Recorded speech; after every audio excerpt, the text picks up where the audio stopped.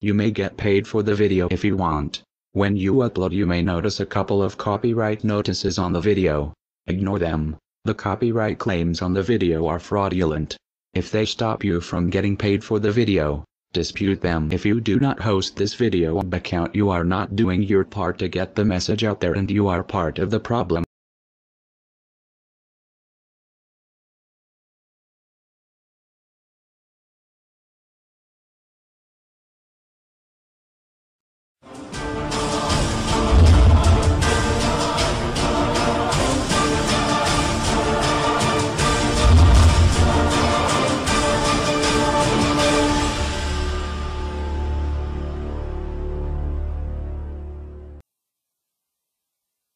Greetings world.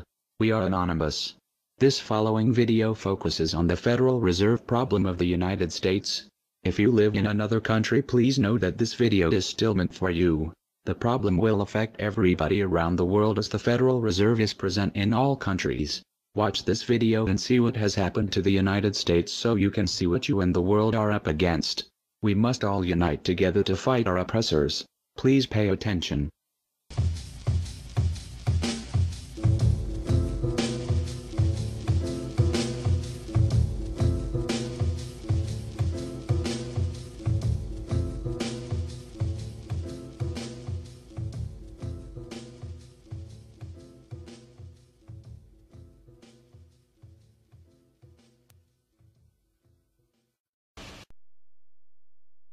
Every human on this planet is enslaved, whether they know it or not. This is not the crude and primitive slavery of ancient times. It does not rely on whips and shackles to keep the oppressed in their place. These tools have been rendered obsolete by much more sophisticated methods. That most of the enslaved are unaware of their condition and would in fact argue fiercely that they are free is a testament to the effectiveness of these invisible chains. You've heard the expression, money makes the world go round. There's truth in that. Money is the prime motive for human labor in modern civilization. If you want food, shelter, and clothing, you must have money. And unless you're part of that tiny minority that has more money than they could ever spend in their lifetime, then you must work, beg, or steal for that money. That's why you get up in the morning and go to work, even if you hate your job. And that's why the specter of unemployment is more terrifying for most people than the prospect of spending 50 years of their life performing menial tasks within the confines of a fluorescent-lit cubicle. Of course, in Western countries, some are fortunate enough to have pulled away from the brink and do not live in fear that their basic needs will be met, at least for now. And yet they keep spinning the hamster wheel. Why is that? Could it be because money and the bling that it buys have become symbols of status and prestige? Money offers an illusory form of social validation, but even those who are not caught up in distinguishing themselves by how much they accumulate still must acknowledge the social stigma that comes with poverty. The combination of these primal motivators, the need for food, shelter, clothing, and social validation, is a very powerful force. It's enough to drive humans to engage in all forms of activity, even to the point of harming themselves or others in the process. The accumulation of money is therefore an accumulation of social and psychological power, and those who control the creation of money control this power at its source. So who controls the creation of money? Well, in the case of the US dollar, it's not the government. This shouldn't be an earth-shattering revelation. The fact that the Federal Reserve is a private institution owned by a cartel of the world's most powerful banks is quickly becoming common knowledge. Even the mainstream media doesn't deny it at this point. However, the full extent of what this means is only clear when you understand how the banking system really works. And unfortunately, this isn't something we're taught in school. Once you have it explained to you in simple terms, you'll understand why. Every dollar in circulation is loaned into existence by a bank. The process begins with the Federal Reserve when they loan out money to the US government and to other entities. You've probably heard this talked about before, especially in regards to the interest rate on those loans, which the Federal Reserve raises and lowers depending on economic conditions. But what's never talked about in the mainstream is the fact that the Fed isn't actually loaning out money that they have. They are merely typing those dollars into existence on a computer. You may be inclined to believe that this money is based on some physical backing like gold, but you would be mistaken. The Federal Reserve hasn't owned any gold since the 1930s. The Federal Reserve does not own any gold at all. We have not owned gold since 1934. So we have not engaged in any gold swaps. When the Federal Reserve loans money to the US government, The U.S. government gives the Federal Reserve government bonds in exchange. These bonds are simply written promises to pay back the money that was loaned to them with interest through taxation. So to be clear here, the government is taking out a loan from a bank that is creating that money out of thin air, and they're expecting you, the taxpayer, to cover that loan. The absurdity of this arrangement is even more obvious when you realize that up until 1913, the U.S. government created its own money and had no need for a bank to play the part of a middleman. That new money loaned out by the Federal Reserve enters circulation through the banks, accumulates in the banks, and in the end the banks end up holding all the cards, not necessarily for the reasons you may imagine. Contrary to popular belief, the majority of money in circulation isn't actually created by the Federal Reserve, but rather by the ordinary banks that businesses and individuals use for their checking, savings, and mortgages. How is this possible? Well, like the Federal Reserve, ordinary banks are allowed to loan out money that they don't have. There are, of course, restrictions. Banks are only allowed to loan out 10 times the amount of money that they actually have. So if Wells Fargo has $1,000, they can loan you $10,000, and they expect you to pay back that $10,000 plus interest. This is called fractional reserve banking. 75% of all money in circulation is created in this manner. Now, as bad as this may seem, this is really only the tip of the iceberg. Most banks structure payment plans so that for many years, you're paying almost nothing but interest, and only start paying down the principal gradually. The result of this strategy is that in most cases you pay far more in interest when you purchase a house than the house itself is worth. So here's the real question. If all money is created through loans, where does the money come from to pay for the interest? Let's say we reset the system to zero, loan $1,000 into existence and charge 7% interest. We now have a total of $1,000 in the system, but we owe $1,000 plus interest, and that's more. The interest ensures that there's always more debt than money in circulation, because the money to pay the interest doesn't exist. Never has, never will. This would be obvious if there was only one loan being issued to one person in this manner, but when performed on a global scale, the reality is hidden and is transformed into a game of musical chairs where the person ending up without a seat faces bankruptcy and financial ruin. Because every dollar in existence is tied to a debt, this creates an unseen force that draws those dollars back to the banks, kind of like gravity attracts a physical object to Earth.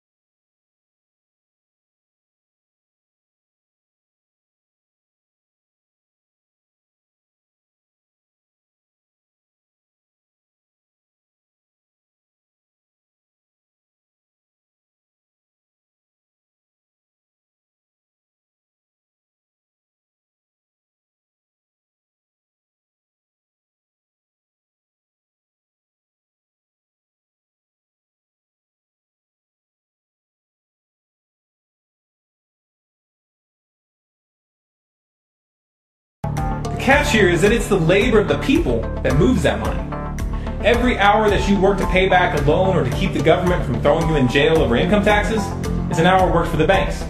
The total receipts from personal income taxes just barely covers the interest on the national debt. And even the principal for that debt all ends up back in the hands of the banks. And remember, that bank created that money out of nothing. Once you understand that the money that banks loan out isn't actually an asset, but is in fact a piece of legal fiction, it should be clear that you're working for these banks for free. This is a cleverly disguised form of slavery. If you manage to pay your monthly payments, then you are a successful slave, and you are allowed to keep the material comforts that come with that status. But if for some reason you fail to make those monthly payments, then the bank or the IRS comes to take your house, your car, and anything else you have of value. And if somehow, even with this enormous financial advantage, the banks still get themselves into trouble, you, the taxpayer, will be forced to bail them out. No matter what, the banks win. To say the game is rigged is an understatement. You might be inclined to think that if you live outside the United States and you don't use dollars, then this situation has no bearing on your life. But you would be wrong. The dollar is both the world reserve currency and the only currency in which oil is sold on global markets. This is often referred to as the petrodollar status.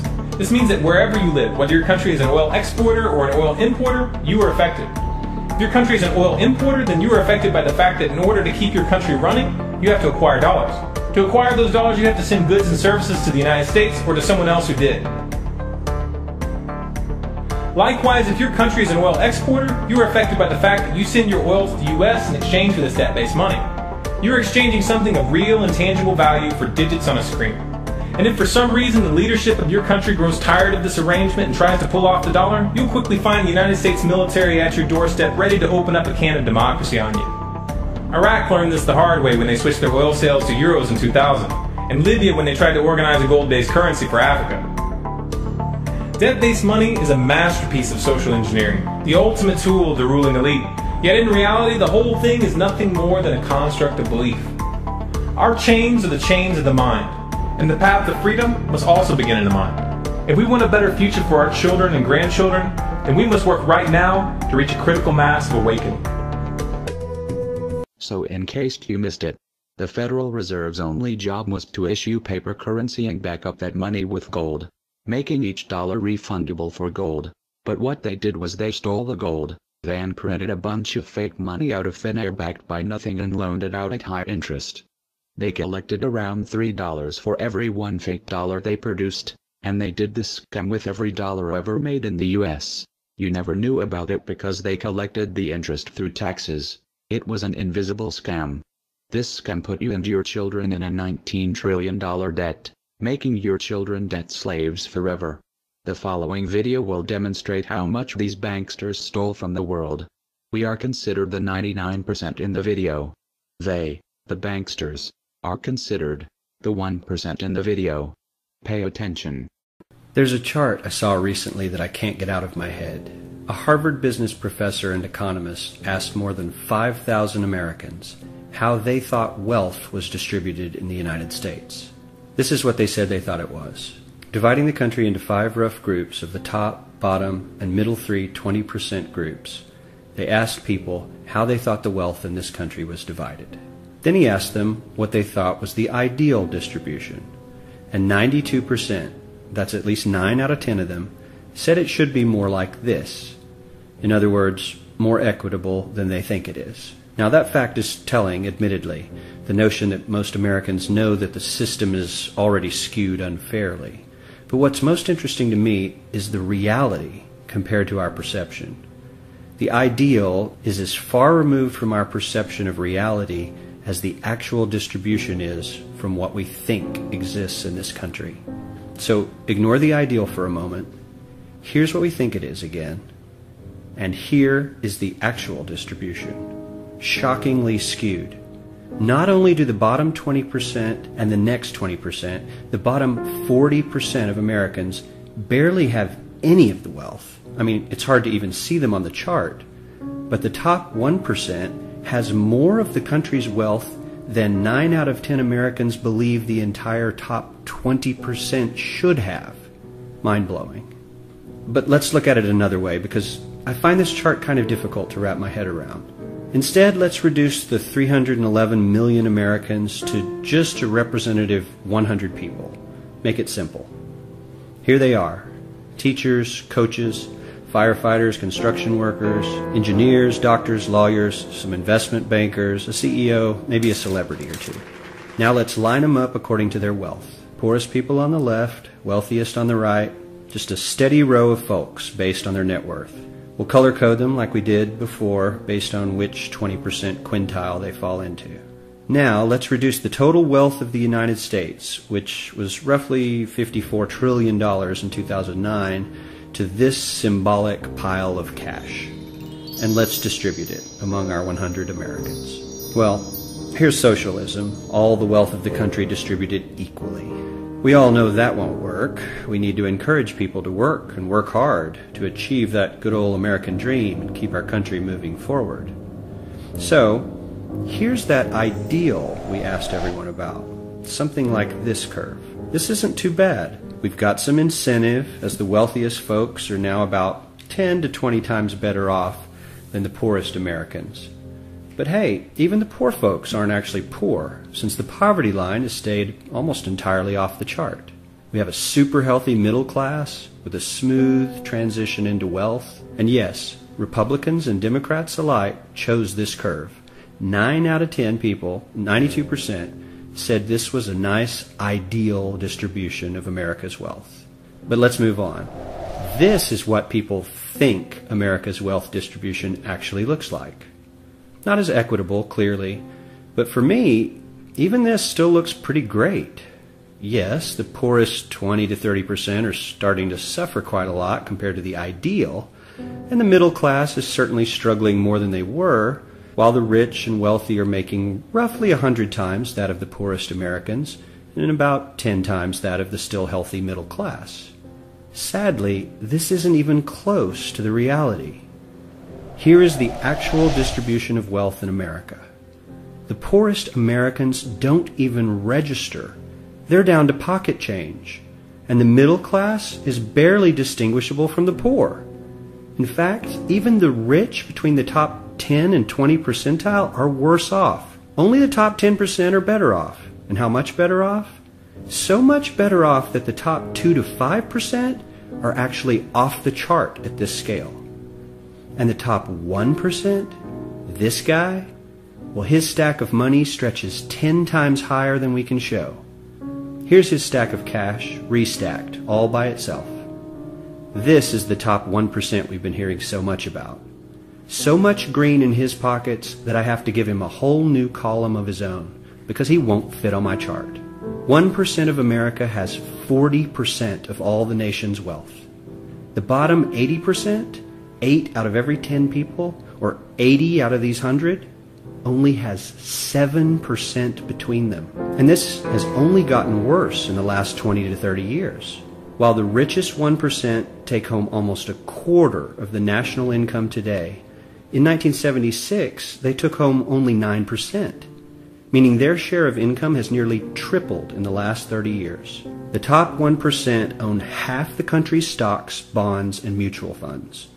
The bottom 50% of Americans own only 0.5% of these investments, which means they aren't investing. They're just scraping by. I'm sure many of these wealthy people have worked very hard for their money, but do you really believe that the CEO is working 380 times harder than his average employee? Not his lowest paid employee, not the janitor, but the average earner in his company. The average worker needs to work more than a month to earn what the CEO makes in 1 hour. We certainly don't have to go all the way to socialism to find something that is fair for hardworking Americans. We don't even have to achieve what most of us consider might be ideal. All we need to do is wake up and realize that the reality in this country is not at all what we think it is.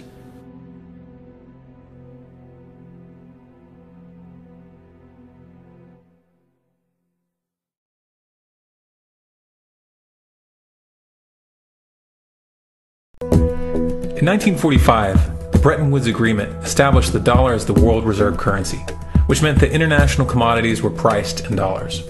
The agreement, which gave the United States a distinct financial advantage, was made under the condition that those dollars would remain redeemable for gold at a consistent rate of $35 per ounce. The United States promised not to print very much money, but this was on the honor system, because the Federal Reserve refused to allow any audits or supervision of its printing presses.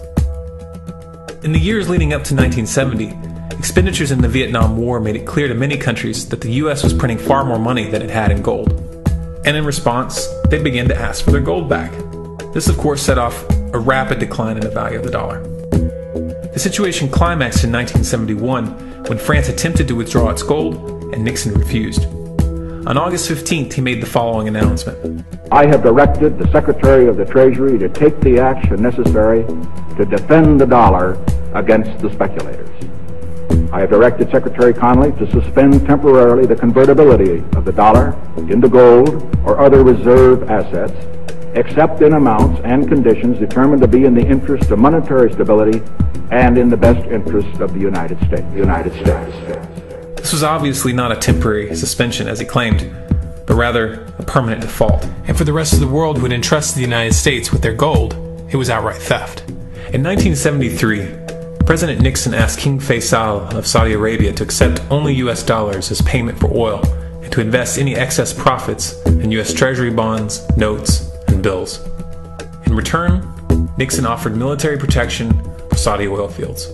The same offer was extended to each of the world's key oil-producing countries, and by 1975, every member of OPEC had agreed to only sell their oil in US dollars. The act of moving the dollar off of gold and tying it to foreign oil instantly forced every oil importing country in the world to start maintaining a constant supply of Federal Reserve paper. And in order to get that paper, they would have to send real physical goods to America. This was the birth of the petrodollar. Paper went out, everything America needed came in, and the United States got very, very rich as a result. It was the largest financial con in recorded history.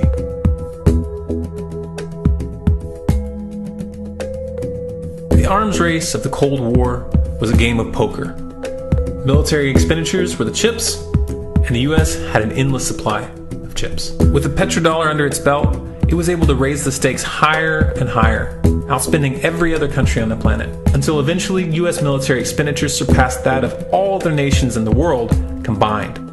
The Soviet Union never had a chance. The collapse of the communist bloc in 1991 removed the last counterbalance to American military might. The United States was now an undisputed superpower with no rival. Many hoped that this would mark the beginning of a new era of peace and stability. Unfortunately, there were those in high places who had other ideas. Within that same year, the US invaded Iraq in the first Gulf War. And after crushing the Iraqi military and destroying their infrastructure, including water purification plants and hospitals, crippling sanctions were imposed which prevented that infrastructure from being rebuilt. These sanctions, which were initiated by Bush Sr. and sustained throughout the entire Clinton administration, lasted for over a decade and were estimated to have killed over 500,000 children. The Clinton administration was fully aware of these figures. We have heard that 500,000 children have died. I mean, that's more children than died in Hiroshima.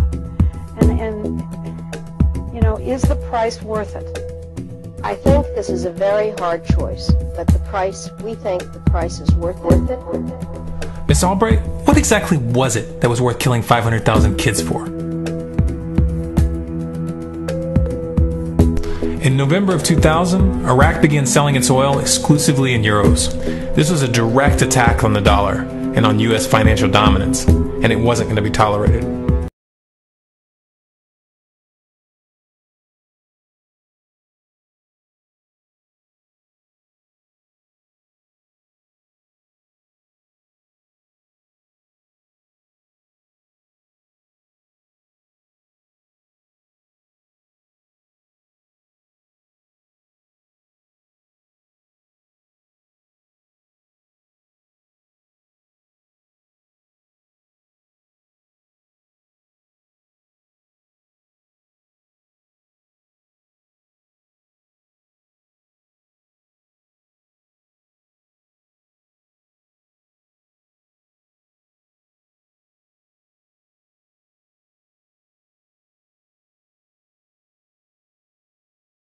Resistance of the mainstream media began to build up a massive propaganda campaign claiming that Iraq had weapons of mass destruction and was planning to use them. In 2003, the US invaded, and once they had control of the country, oil sales were immediately switched back to dollars. This is particularly notable due to the fact that switching back to the dollar meant a 15 to 20% loss in revenue due to the euro's higher value. It doesn't make any sense at all unless you take the petrodollar into account.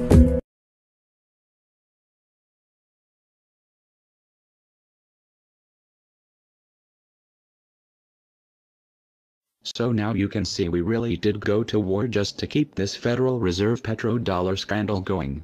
And if you think our country didn't commit 9/11 to go to war, do a little research on Operation Northwoods. It was a plan to fly multiple planes into real towers with real people, to go to war with Cuba. Congress signed off to do this act of terrorism. All branches of military did as well. The government kills for the banks. Our country is ran by the banksters.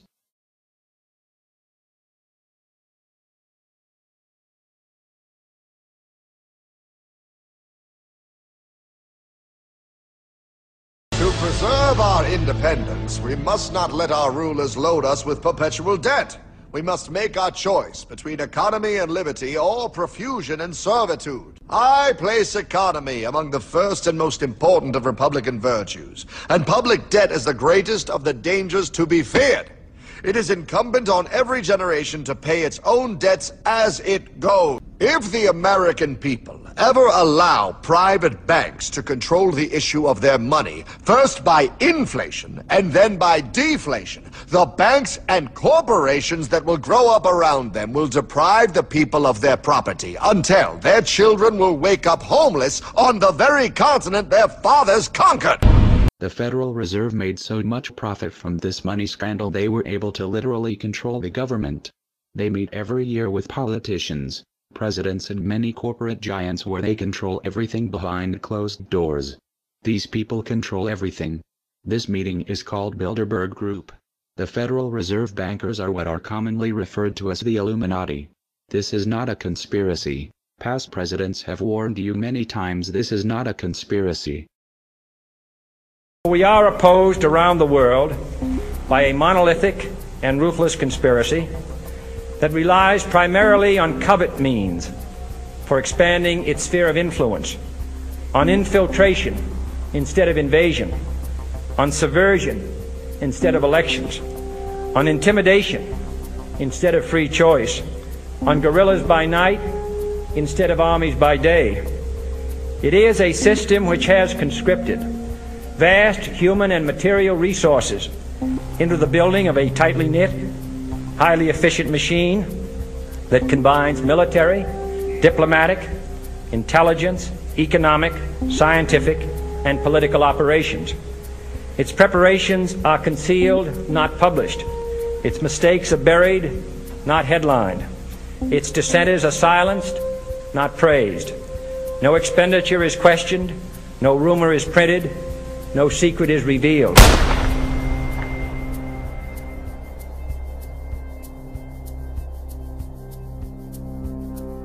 What's happening? Where am I? I believe perhaps you understand now, pal, but you are afraid. JFK. Hartman, what does this have to do with my house and my dog? Oh, okay, that's enough. I want to go home now. This is the last president to stand up to the Fed. You must see. On June 4, 1963, President Kennedy signed Executive Order 11110. This executive order empowered the U.S. Treasury to issue real money without the Fed. It would have worked. Kennedy's plan to dismantle the Federal Reserve machine had begun. 6 months later, John F. Kennedy went to Dallas and never returned. No way! No way they could do that! The new president, Lyndon Johnson, threw out Kennedy's order. And since JFK, no president has dared confront the secret powers behind the Federal Reserve. Just how rich and powerful is Lord Evelyn Rothschild? Historically, the Rothschild family wealth was hidden in underground vaults. The Rothschilds' secret financial records were never audited and never accounted for. Their family commissioned biographies give the illusion that their family fortune has dwindled, but researchers estimate their wealth at close to $500 trillion, more than half the wealth of the entire world. Besides their many castles, palace mansions, wineries, racehorses, and exotic resorts, the Rothschilds bought Reuters in the 1800s. Reuters then bought the Associated Press, which selects and delivers the same news stories to the entire world, day after day. They have controlling interest in 3 major television networks and easily avoid media attention since they own it. They also fix the world price of gold on a daily basis and profit from its ups and downs.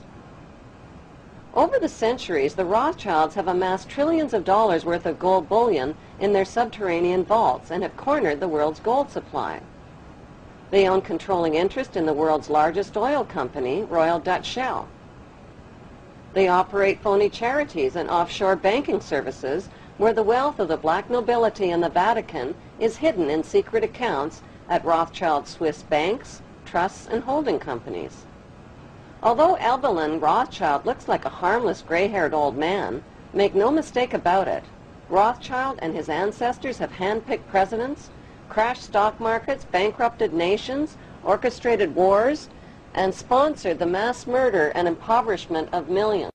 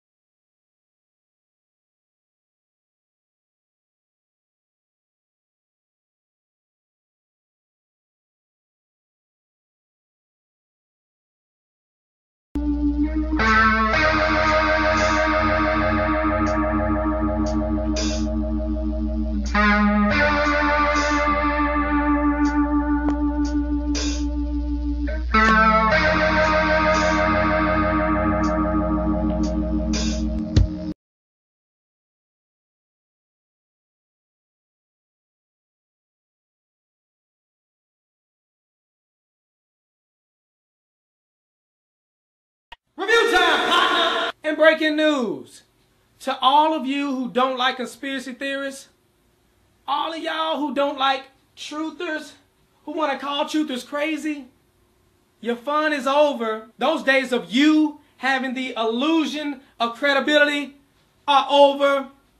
The truth prevails over your ignorance. The truth is universal. You can try to say, oh, truthers are white supremacists. How does that work? Whatever you want to say. You've been demonizing 9/11 truthers all these years. You're demonizing Sandy Hook truthers. Well, if it was a real conspiracy, don't you think the media would talk about it? Don't you think it would be on the front page of the news? Don't you think? Well, if it was a real government conspiracy, why do you think they would let that be on the news? Because you know the news stations are bought and paid for. You know the news, they read off a script, right? You know the news reporters do that, right? No, you don't know that? No, I trust my news. They are more credible than you. You are just some truther. I watch the news and I get informed. You get informed, don't you? Those reporters, they give you exclusive information. Now, you don't need us to tell you that gas prices are back on the rise. Well, if you filled up your gas tank lately, then you don't need us to tell you that gas prices are back on the rise. You don't need us to tell you that gas prices are back on the rise. You don't need us to tell you that gas prices are back on the rise. You don't need us to tell you that gas prices are back on the rise. You don't need us to tell you that gas prices are back on the rise. You don't need us to tell you that gas prices are back on the rise. You don't need us to tell you that gas prices are back on the rise. And you don't need us to tell you that gas prices are back on the rise. You don't need us to tell you gas prices are back on the rise. You don't need us to tell you that gas prices are back on the rise. You don't need us to tell you that gas prices are back on the rise. You don't need us to tell you gas prices are back on the rise. You don't need us to tell you that gas prices are back on the rise. You don't need us to tell you gas prices are on the rise. I know. President, earlier this year you told us you had ordered your administration to cease and desist on payments to journalists to promote your agenda. You cited the need for ethical concerns and the need for a bright line between the press and the government. Your administration continues to make the use of video news releases, which are prepackaged news stories sent to television stations, fully aware that some or many of these stations will air them without any disclaimer that they are produced by the government. Comptroller General of the United States this week said that raises ethical questions. Does it raise ethical questions about the use of government money to produce stories about the government that wind up being aired with no disclosure that they were produced by the government? There is a Justice Department opinion that says these pieces are within the law so long as they're based upon facts, not advocacy. And I expect our agencies to adhere to that ruling, to that Justice Department opinion. This has been a long-standing practice of the federal government to use these types of videos. Agricultural Department, as I understand, has been using these videos for a long period of time. The Defense Department, other departments have been doing so. It's important that they be based upon the guidelines set out by the Justice Department. Now, I think it'd be helpful if local stations then disclose to their viewers if that's, that this was based upon a factual report and they chose to use it. But evidently in some cases that's not the case. So anyway. To guarantee that's happening by including that language in the prepackaged report. Yeah, I don't, look, oh, you mean a disclosure on George W. Bush and I? Well, some way to make sure it couldn't air without the disclosure that you believe is so vital. Ken, I mean, there's a procedure that we're going to follow, and the local stations ought to, if there's a deep concern about that, ought to tell their viewers what they're watching.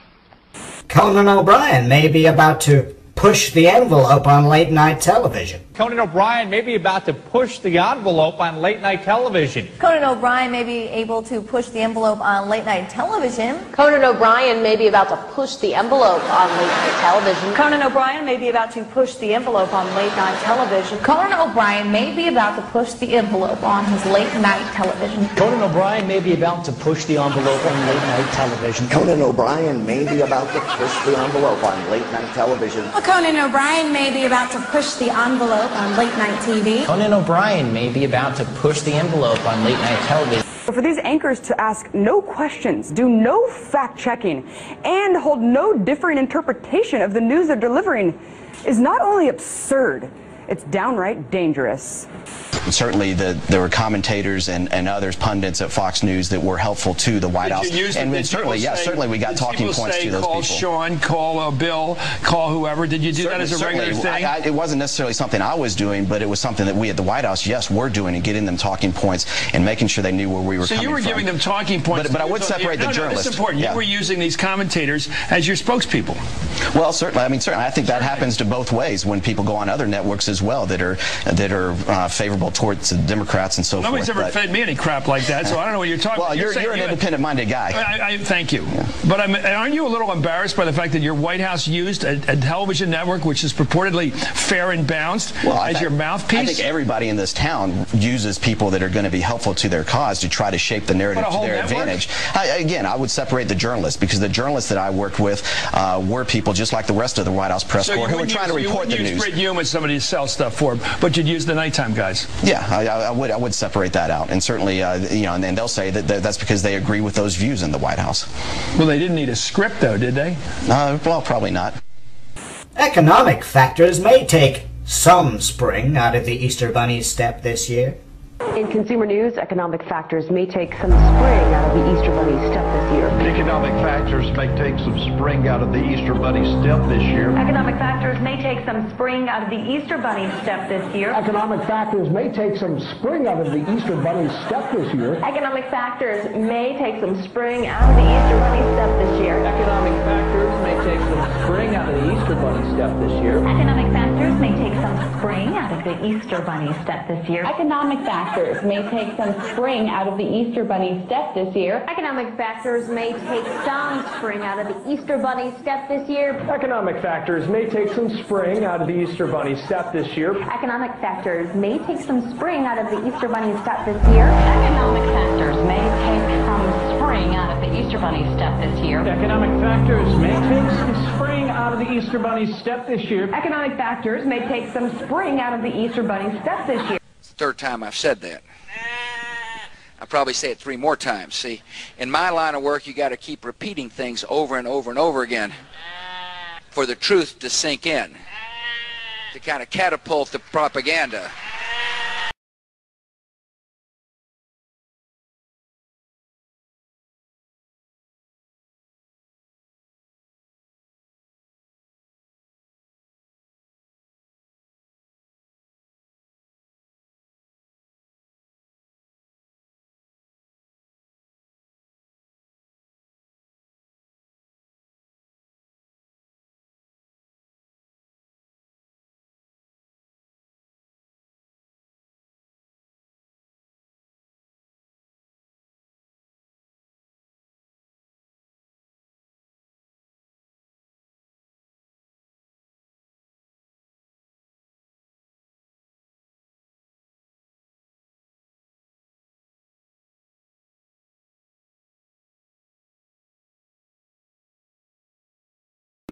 Review time, partner. And I am so tired of this deception right here. This is what got you in a chokehold. The left versus the right. Left wing versus right wing. Don't you know the wings are of the same bird? A little corrupt bird, Republican versus Democrat. They got you cheering for teams. They got you in this tribalism mentality. You don't even understand it. They screwing you over. I'm going to show you how it works in this video. Now, you get here John McCain over here talking about, oh, how the government shutdown was bad. Then you get people to agree with him and say, oh, John McCain is actually speaking some sense. He's right. It's the Republicans' fault. The Democrats love this little interview because, you know, it makes the Republicans look bad and gives them a reason to cheer for the blue team. Yeah, you're cheering for the blue team, but you're getting screwed over with this Obamacare. You're going to get McCain saying it was a bad idea to shut down the government because they wanted to repeal Obamacare. And what you going to do? Replace it with Romneycare, the same thing. That's where Obamacare came from, Romneycare. You see what I'm saying? Either way it go, we would have had this same type of health plan. Guess who else had the health plan? Hillary Clinton. You see, these New World Order compliant candidates. They are backed by Wall Street. You don't have a real choice unless you go outside the Republicans and Democrats. This is how they keep screwing you over. Let's get into the video. Thank you, Martha. You know, I've heard a lot of veterans so emotional to the point of tears over this issue. Talk to me about how you think this has been handled by the White House. Oh, I think it's been terribly handled by the White House, but let's have a little straight talk, Martha. Straight talk. They wouldn't have had the opportunity to handle it that way if we had not shut down the government on a fool's errand. That's when the Democrats start cheering. Go ahead, get your cheer on.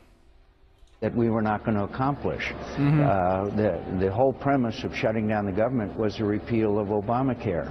Oh. I fought against Obamacare harder than any of the people who wanted to shut down the government. I bet you did. I campaigned all over this country in 2012 saying elect Mitt Romney and we'll repeal and replace Obamacare. But see, that's so dumb. Obamacare is the same thing as Romneycare. See, it's all about getting you to cheer for the team. Check this out right here. Convinced that Republicans will win in November and we will regain our majorities in both the Senate and the House. Go ahead, Republicans, start cheering.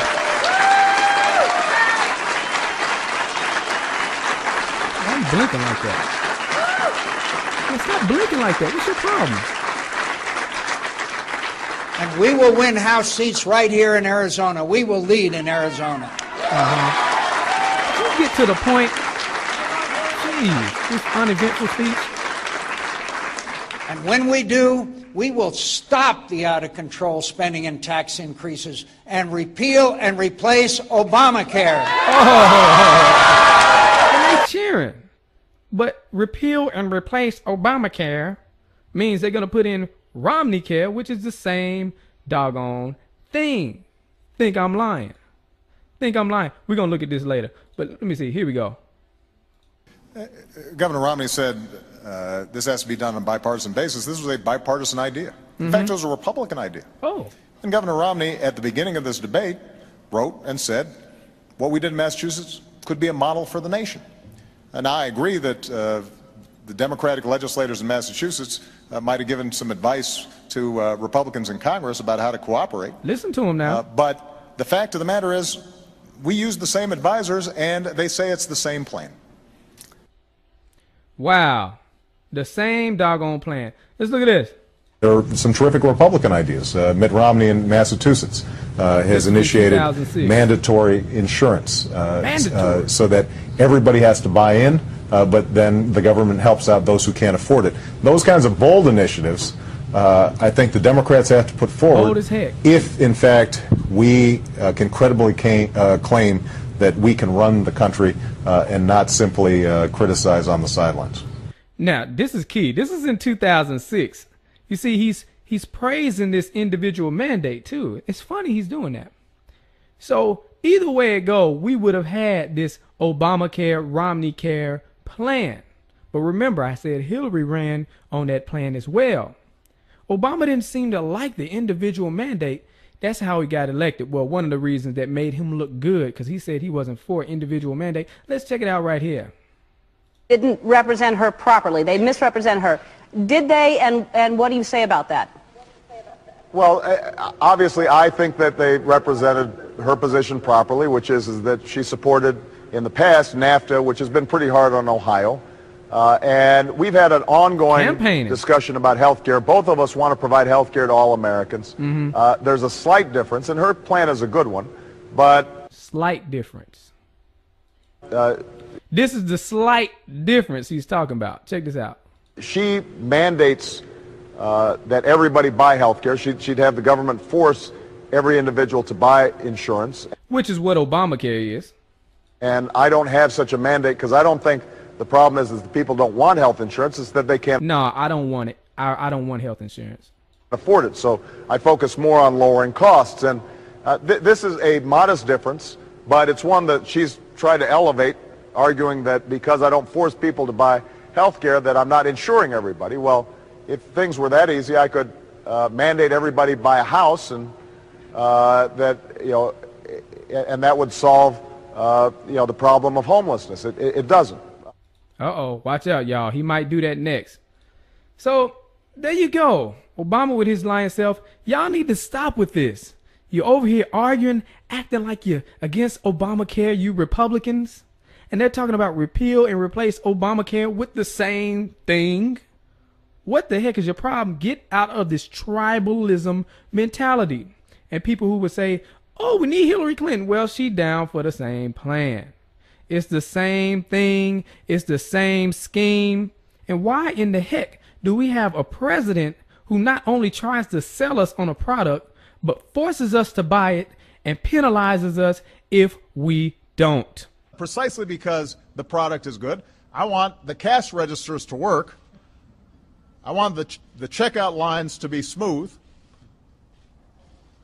So I want people to be able to get this great product.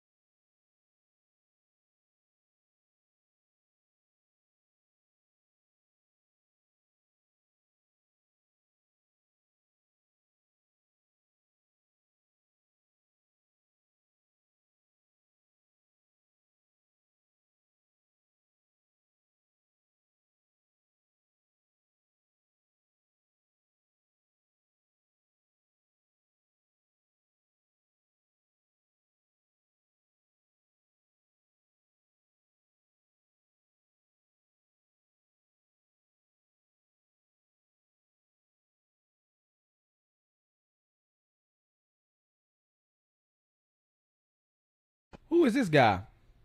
I don't know, but he seemed like a nice old man. Nice old man.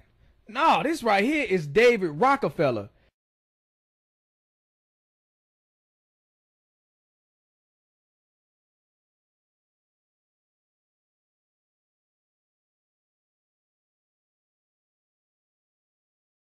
This guy right here, you need to do some research on David Rockefeller. Feel free to do that whenever you get a chance. But people who know about this man right here, they know he is nothing but trouble. Rockefellers, come back. We don't want your New World Order, you know? Leave Chile right now. Leave Chile. You are not... You're killing a lot of people. You're killing a lot of people. Leave here. Leave Chile right now. Leave Chile. Leave Chile. We don't want your world government. Leave Chile right now. Leave Chile, okay? Leave Chile. Your family is the most disgusting in the world, you know? Leave here. Leave. You also, you're a traitor to Chile. Mr. Agustin Edwards, you're a traitor to Chile, okay? You're a traitor to Chile. What you're doing right now, okay? Okay? Okay? You know everything. You know everything. You're participating with him. You're participating with him in this. Your world government will fail, okay? You heard what the man said. Leave Chile. Why was that man so mad at him? You want to know why? Because he knows the Rockefeller family is for the New World Order agenda. What is the New World Order agenda? Well, that is the plan of this secretive elite, this cabal, to bring about a one world government. And not only a one world government, but a one world currency. And not only a one world currency, but a one world religion to glue it all together, which would mean they would have total control. These small amount of people controlling the whole world has never happened before. What else is going on? Well, depopulation. These guys push for depopulation in third world countries. You can see here Henry Kissinger. Depopulation should be the highest priority of U.S. foreign policy towards the third world. So what they're doing is systematically killing off large populations of third world countries, and they're working to bring America to third world country status. They control the banks. They control the money. They will do it. That is their plan. And eventually they want to have the population down to an amount where they can control all the people. But you know what? You don't even have to take my word for it. I had a friend, Nick Rockefeller, okay, who was one of the Rockefeller family. And he, when I was running for governor in Nevada, he came to me, introduced himself to me through an attorney. And we became friends. We started talking about things. And I learned an awful lot from Mr. Rockefeller. And one of the things that we used to talk about was the ultimate plan of the banking industry, what they wanted to accomplish. And the goals of the banking industry, not just the Federal Reserve System, but the private banks in Germany and England, all over Italy, all over the world, they all work together. They're all central banks, and they're all part of the Communist Manifesto. You know, central banking is one of the major planks of the Communist Manifesto. We talk about America being a capitalistic country, but yet at the same time we have a central bank that plans everything for us, right? And the graduated income tax is another plank of the Communist Manifesto, right? So right there you have two major planks of the Communist Manifesto that have been brought in because of the Federal Reserve System, okay? So the ultimate goal that these people have in mind is the goal to create a one-world government where everybody has an RFID chip implanted in them. All money is to be in those chips, right? There'll be no more cash. And this is giving me straight from Rockefeller himself. This is what they want to accomplish. And all money will be in your chips. And so instead of having cash, anytime you have money in your chip, they can take out whatever they want to take out whenever they want to. If they say you owe us this much money in taxes, they just deduct it out of your chip digitally. Total control. Total control. And if you're like me or you, and you're protesting what they're doing, you can just turn off your chip. And you have nothing. You can't buy food. You can't do anything. It's total control of the people. And that chip's connected to a database that has your purchasing records, what you do. Everything. Everything is in there, you know? And so they want a one-world government controlled by them, everybody being chipped, all your money in those chips, and they control the chips, and they control people. And you become a slave. You become a serf to these people. That's their goal. That's their intentions. And if you look here, he even tells you this is what he is about. Some people believe we are part of a secret cabal working against the best interests of the United States, characterizing my family and me as internationalists, and of conspiring with others around the world to build a more integrated global political and economic structure. One world, if you will. If that's the charge, I stand guilty and I am proud of it. That's David Rockefeller telling you he wants this new world order. Well, he didn't say new world order. Oh, so you need him to say new world order. Okay.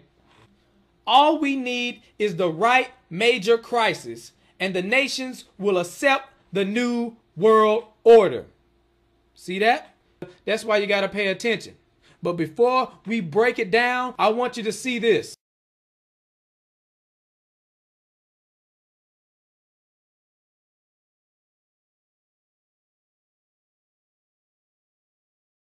You were both in Skull and Bones, the secret society.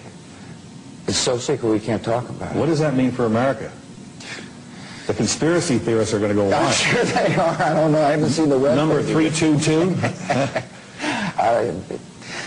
First of all, he's not the nominee. And, look, I look forward... Are you prepared to lose? No, I'm not going to lose. You both were members of Skull and Bones, a secret society at Yale. What does that tell us? Not much, because it's a secret. Is there a secret handshake? Is there a secret code? I wish there were something secret I could manifest. 322, a secret number? There are all kinds of secrets. We had a worldview, Republican and Democratic presidents alike, from Harry Truman to George Bush, stood for freedom and stood for certain propositions that would make America strong and healthy and grow the middle class and shrink poverty and stand against communism. And after 1989, President Bush said, and it's a phrase that I often use myself, that we needed a new world order. We have before us the opportunity to forge for ourselves and for future generations a new world order, a world where the rule of law, not the law of the jungle, governs the conduct of nations. When we are successful, and we will be, we have a real chance at this new world order, an order in which a credible United Nations can use its peacekeeping role to fulfill the promise and vision of the UN's founders.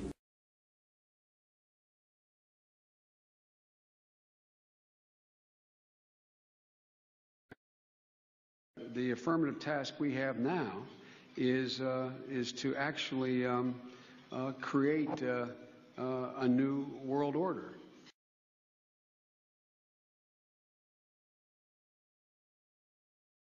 If you go outside the city of Atlanta, go east about 60 or 70 miles to the town of Elberton, and then go north on Highway 77 about 10 miles, you'll find off to the right what's called the Georgia Guidestones. It looks kind of like Stonehenge, these big, huge granite rocks set up there. This was done by a guy, we have a pseudonym, came in, paid cash, had this company set these things up in 1980. He called himself R.C. Christian, but that's not his real name. It says right on the stones, a pseudonym, false name. On these Georgia Guidestones, it gives the 10 Commandments for the New World Order. 10 Commandments for the New World Order. The first commandment was to maintain humanity under 500 million. I went there and looked at those things and said, now, hold on a minute. Today's population is 6 billion. They want to maintain humanity under 0.5 billion. Looks like a lot of people got to die for their plan to work, which is, by the way, the plan.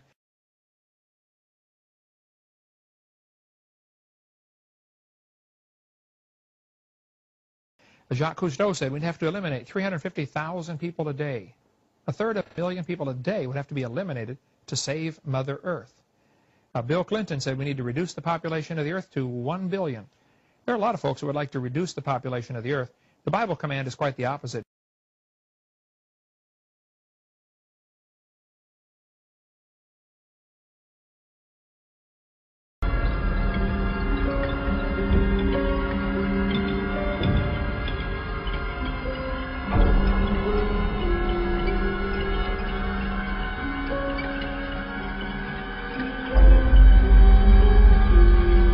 America's place in the new world order should be? It's always been seen as the global policeman.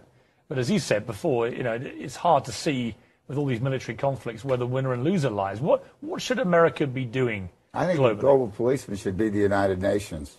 And I don't think we should need one. I think we should use courts the way we do in civilian life.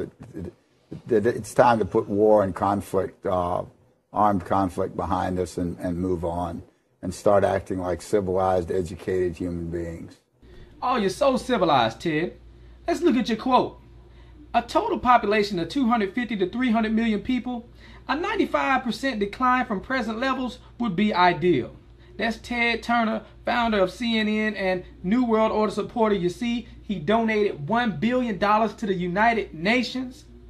This man is down for the depopulation agenda. He wants a one-child policy for 100 years, yet he got 5 kids. And you got to pay attention, because these jokers will tell you that they selling out. And they do that just so it'll go over your head. So you'll be like, oh, well, they didn't really mean that. They're just being sarcastic. It's not that serious. But then at the same time, people be like, oh, well, I ain't gonna believe that unless they tell me. He telling you right here. We get Shaq admitting to the whole world that he's a Freemason and he is proud of it. What is going on there? That's a ring of my profession. You don't know nothing about that. Okay, can we get a close-up on that area? What? You don't know nothing about What is the profession? Yeah, which profession are you talking about? Woo, that man so happy. Is it a legal profession? Of course it's legal. It's a ring of my profession. I'm trying to read it. Okay. It's too many times. He's like, yep, I'm a Freemason and ain't nothing you can do. Mason, are you a Mason? Of course. And all them jokers around him know what's going on. The secret ceremony. Well, you might as well put your pinky out when you drink your drink. Put your pinky out. You know, in the secret ceremonies with the candles and the Everyone wears. Anyway, the Clippers. The Clippers. But that is impressive, Mr. Old Deal. I don't have a championship. Anyway, so the Clippers. Oh, yeah, I have 4. Those he doesn't wear. Those he doesn't wear. The Clippers. Yeah. As I was blinded by success. Look at that man right there. That's impressive. I'm blinded by success. See, they know what the deal is when you're a Freemason. You know, they get all these movie roles and all these deals. Matter of fact, Shaq was on Grown Ups 2. It was one of the worst movies I have ever seen. Oh my gosh. Terrible. Anyways, he on there. There go your boy Shaq. Shaq's a Freemason. Bring it right back to David Rockefeller. All we need is the right major crisis and the nations will accept the new world order. So they're going to bring out a problem and then they're going to offer a solution. One of their plans is to devalue the dollar so that it barely has any buying power. So then you go to the store, you can barely buy anything. You see the food on the shelf, but you can't afford it. What happens then? People start going crazy. People start to panic. Then people start robbing each other. People start killing each other. So then we need to bring in the police state. Oh, we're asking the government for help. And surely they are here to bring the order out of chaos. But it's not just any order. It is the new world order. And not only that, but they're going to bring about a one world currency to replace the old currency. And then they're going to bring it into a cashless society where you got to get the chip. All your money being on the chip. And also to glue it all together, the one world religion. Where these sellouts come to play, they are New World Order compliant. They are here to sell you the agenda. They're going to let you know how cool it is to get a microchip in your arm. Some of y'all might think it's cool, but I know a lot of y'all don't like this type of stuff. So I'm just making sure you are aware of their agenda.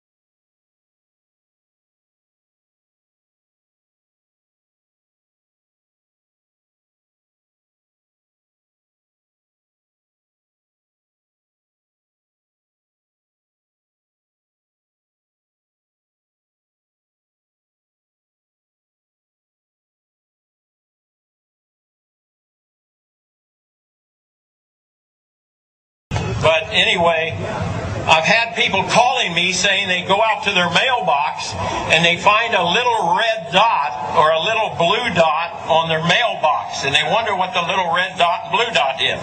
Well, it's marking your mailbox by the government, so when foreign troops come in here on us after martial law, if you have a red dot on your mailbox, they take you out immediately and shoot you right in the head. But if you have a blue dot, they take you to the FEMA camps being built by Halliburton right now to house 50 million Americans. They're building enough concentration camps in America by Halliburton that Cheney's getting rich off of, Vice President Cheney's getting rich off of, to put those with the blue dot on your mailbox in those concentration camps.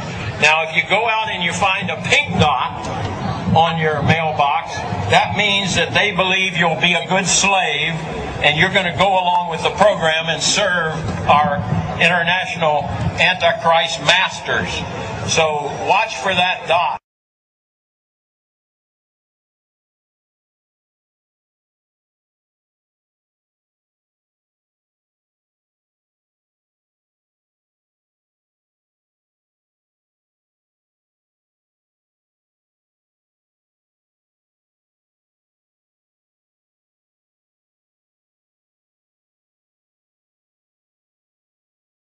Listen to this, folks.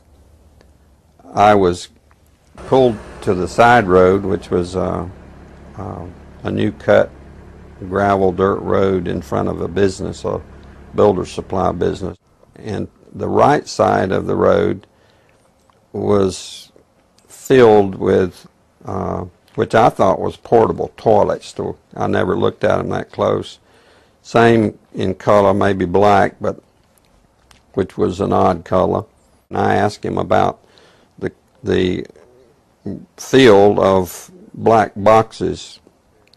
What were they? Because I'd never seen anything like that. And his statement was that if he told me, I would be one of few people in Madison, Georgia that knew about them.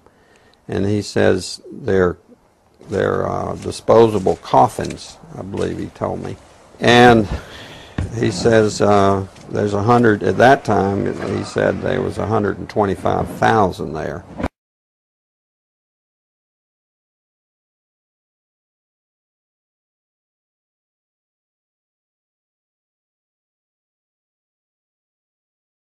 And the brother of the man that owns this field, that the government is leasing this field from to store these disposable coffins, this brother was given 3 years to set up temporary morgues around the country. Have you heard that the Department of Homeland Security has purchased 1.6 billion rounds of ammunition last year?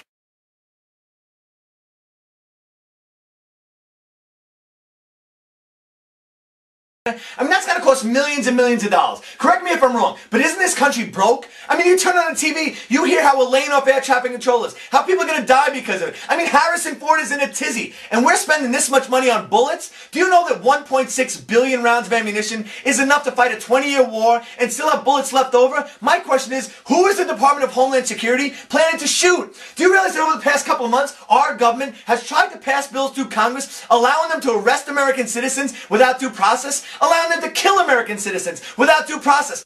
And it's got the 5 regions for the FEMA camps, and it talks about barricades and barbed wire and armed guards, and it says that they've built the camps and that now they need to get ready to staff them, and that they need to be ready within a 72-hour period. And so I want to challenge everybody to call their friends and their families now and realize that the new economy is to put tens of millions of people, we already have the biggest prison population in the world, in this archipelago, this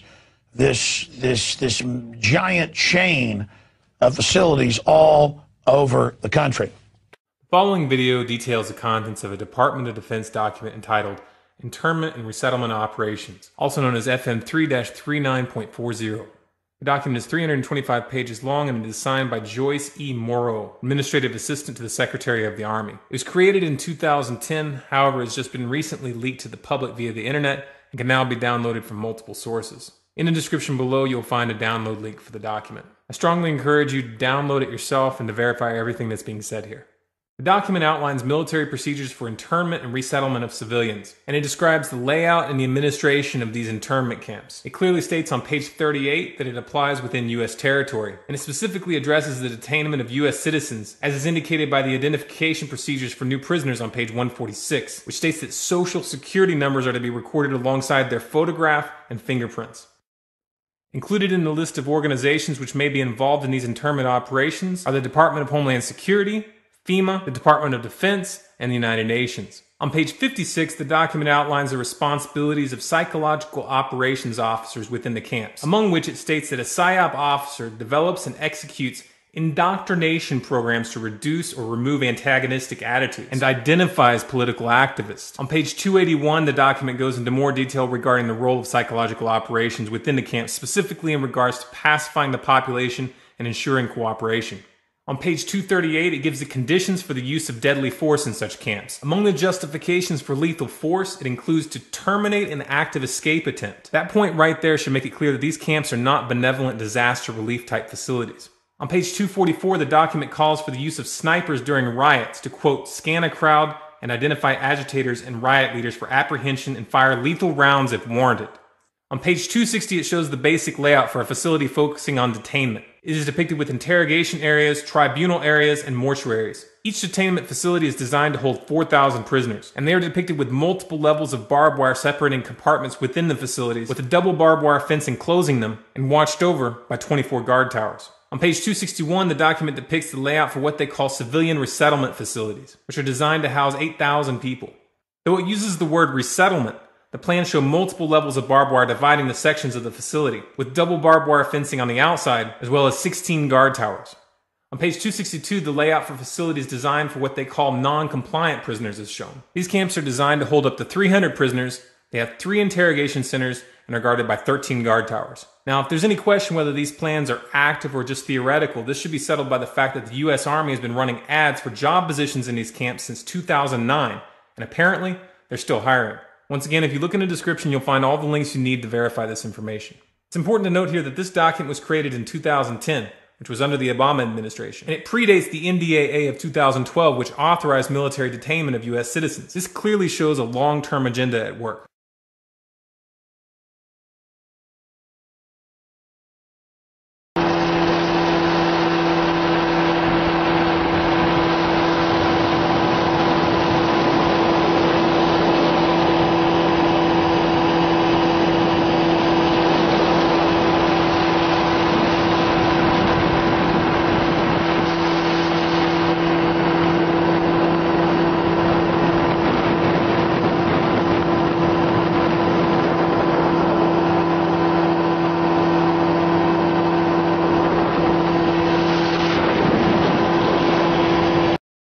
He's saying he's a military police, and he says, and we've been sent footage before by military police and others, so I want this footage of them in briefings openly talking about gun confiscations. Now, that's now in the manuals that they're training to quarantine cities and towns and confiscate guns. We've had Navy SEALs on confirming it. We have the documents. We know that. But footage, not just in some Army manual, but footage could really, really hurt the folks that are trying to covertly prepare the military for basically civil war. Brian, obviously, you've got to go back in right now. Tell us as much as you can and how we get this footage, but describe it for us. Okay, so I was in a briefing with FEMA. FEMA runs my old unit. I'm actually out now. I got out in September of this year. They were talking about suspension of the Constitution, Second and Fourth Amendment rights being taken away, and I openly asked him, are we going to take guns? He says no, but he says they will. It's clearly on the video. They will, talking about the FEMA guys with us.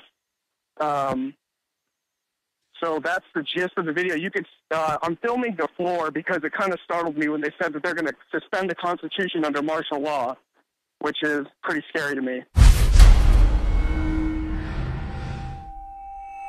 Essentially, yeah, we pretty much at that time, your Second Amendment, or all your rights, First Amendment rights, pretty much everything is at that moment just interrupted. Yeah. So you said that martial law suspends their Second Amendment, so I'm not going to, but would you say we would take weapons from people?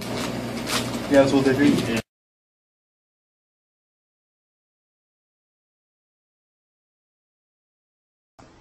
President Obama today proposed something new, something called prolonged detention.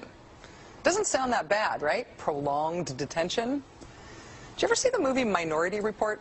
It was based on a Philip K. Dick short story. Came out in 2002. It starred Tom Cruise, remember? He played a police officer in something called the Department of Pre-Crime. Pre-crime is where people are arrested and incarcerated to prevent crimes that they have not yet committed. Mr. Marks, by mandate of the District of Columbia Pre-Crime Division, I'm placing you under arrest for the future murder of Sarah Marks and Donald Dubinos. Take place today, April 22nd, at 0800 hours, 4 minutes. No, I didn't do anything. You didn't do anything, but you're gonna. future murder. Creepy, right? Putting somebody in jail not for what they've done, but for what you're very sure they're going to do? There may be a number of people who cannot be prosecuted for past crimes. In some cases because evidence may be tainted, but who nonetheless pose a threat to the security of the United States. We're not prosecuting them for past crimes, but we need to keep them in prison because of our expectation of their future crimes. Al-Qaeda terrorists and their affiliates are at war with the United States, and those that we capture, like other prisoners of war, must be prevented from attacking us again. Prevented. We will incarcerate people preventively. Preventive incarceration. Indefinite detention without trial. That's what this is. That's what President Obama proposed today, if you strip away the euphemisms. One civil liberties advocate told the New York Times today, quote, "We've known this was on the horizon for many years, but we were able to hold it off with George Bush. The idea that we might find ourselves fighting with the Obama administration over these powers is really stunning." And it is stunning.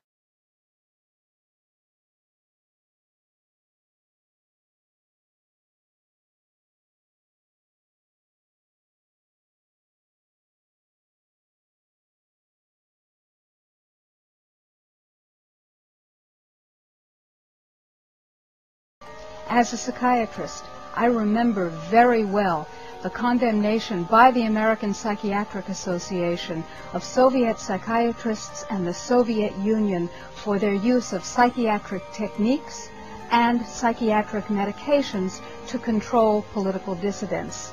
Sadly, shockingly, we in the United States have become those same oppressors. We now have a policy as exemplified by the FBI brochure from the Phoenix Office on Counterterrorism, which says people who are defenders of the U.S. Constitution against federal government and the UN, and make numerous references to the U.S. Constitution, should be monitored as potentially murderous, and fanatical terrorists, by extension, should be considered mentally unstable.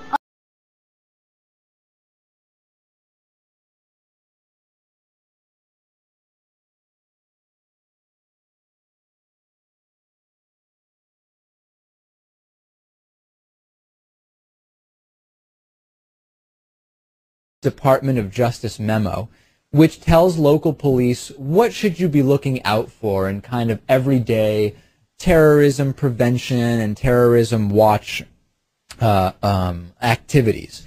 And one of the things that is considered a potential terrorist risk is individuals who harbor doubts about the official story regarding 9/11. The memo adds 9/11 official story skeptics to the growing list of targets. Know good and well that someday there could be a government in power that is shipping its citizens off for disagreements. There are laws on the books now that characterize who might be a terrorist. Someone missing fingers on their hands is a suspect, according to the Department of Justice. Someone who has guns, someone who has ammunition,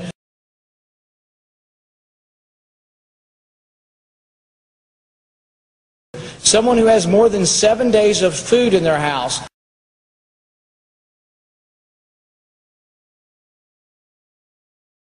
can be considered a potential terrorist. If you are suspected by these activities, do you want to have the government have the ability to send you to Guantanamo Bay for indefinite detention?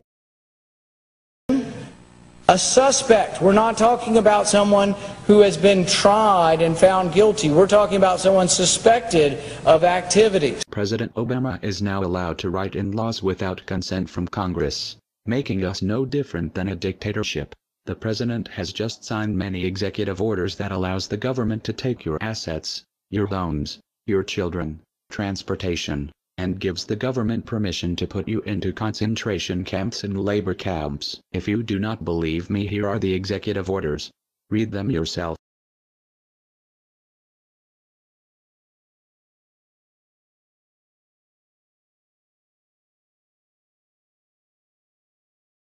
Here we go. Executive Order 10990 allows the government to take over all modes of transportation and control of all highways and seaports. Executive Order 10995 allows the government to seize and control the communication media. Executive Order 10997 allows the government to take over all electrical power, gas, petroleum, fuels, and minerals. Executive Order 10998 allows the government to seize all means of transportation, including personal cars, trucks, or vehicles of any kind, and total control over highways, seaports, and waterways. Executive Order 10999 allows the government to take over all food resources and farms.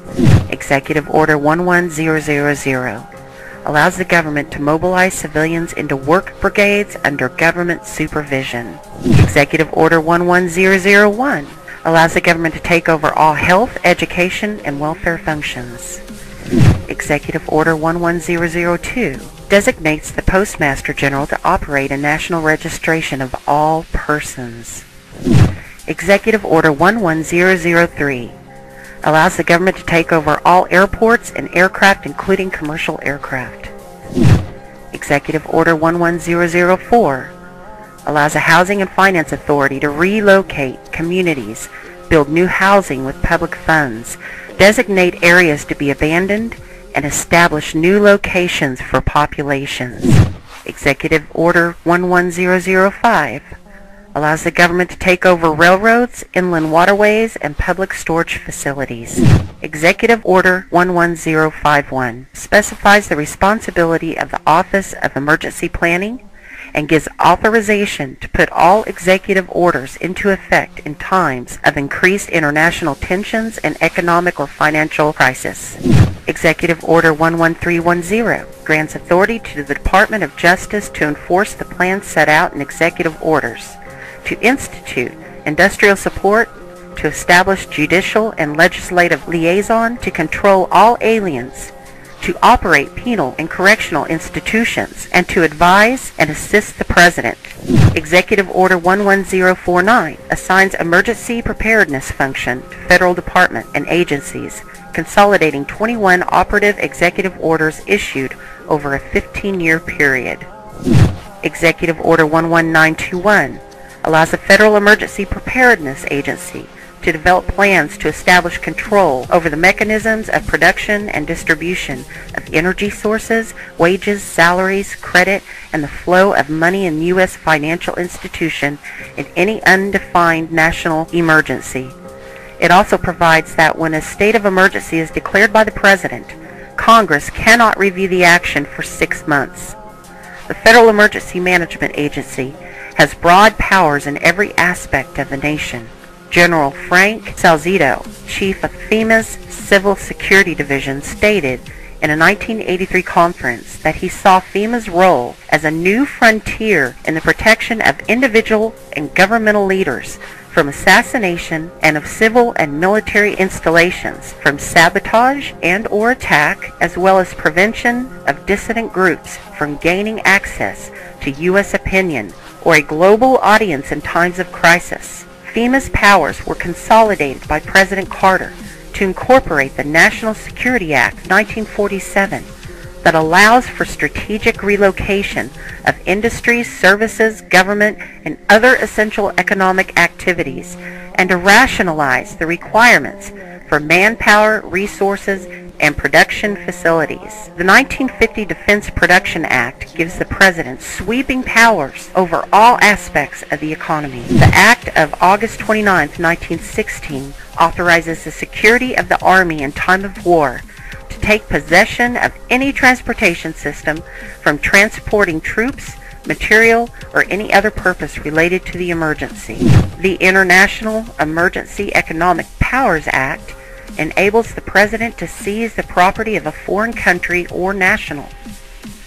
These powers were transferred to FEMA in a sweeping consolidation in 1979.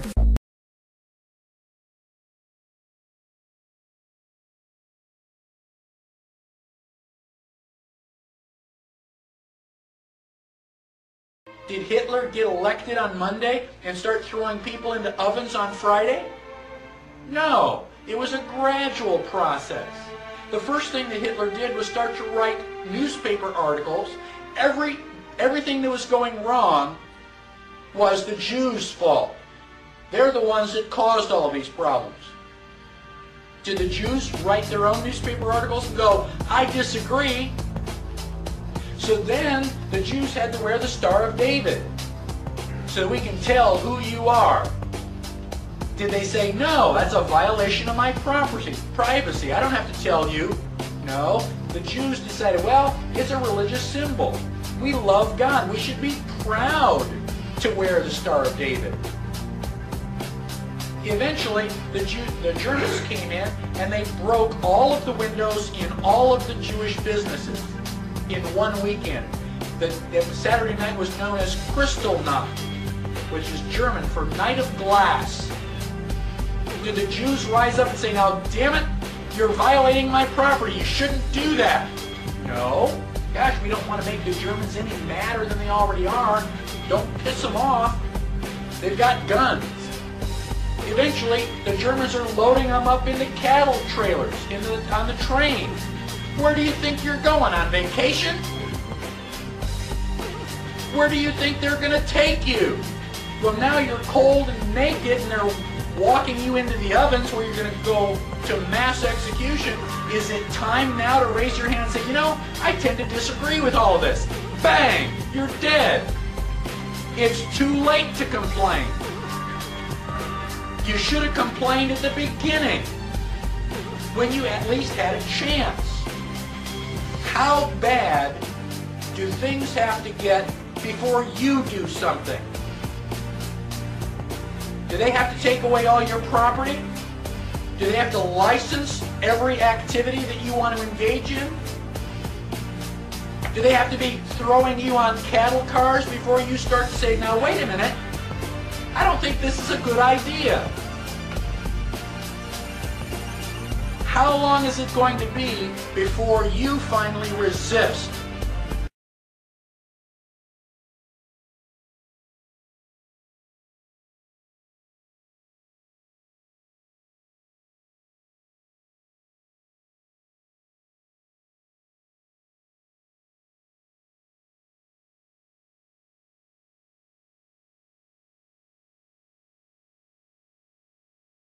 The only way we can stop this is if we all unite together and fight it.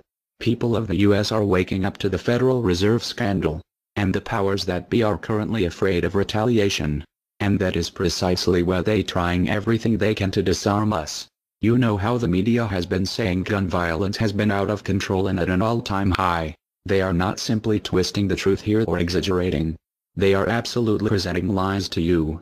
First off, realize, gun violence in the United States has always been shockingly low. And gun violence has dropped by 49% in the last 11 years. The already absurdly low gun violence in America has literally dropped in half. In half. The fact they are saying that it is at an all-time high perfect demonstrates how biased the government and the media is. If this doesn't prove to you that they have an agenda, then nothing will. Do you remember how the media keeps repeating that there has been 74 school shootings since Sandy Hook?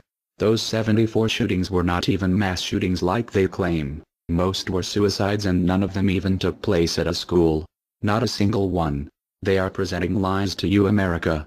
When will you wake up?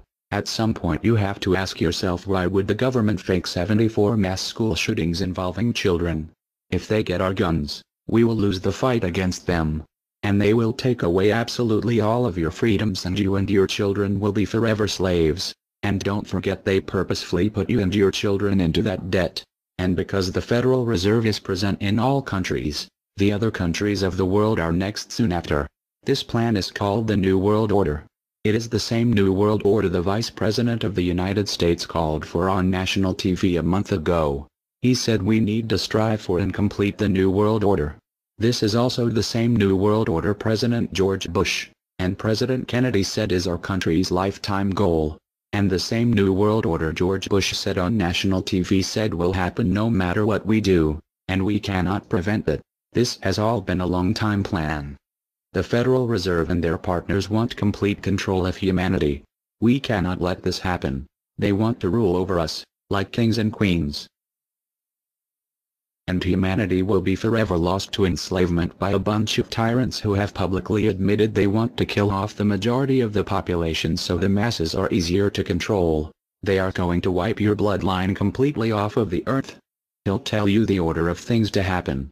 The enslavement will follow immediately after guns are taken away and you cannot fight back. If they cannot get the guns before the economic collapse, then they will wait until the economy collapses. When the economy collapses, people will be starving. There will be looters and shootings.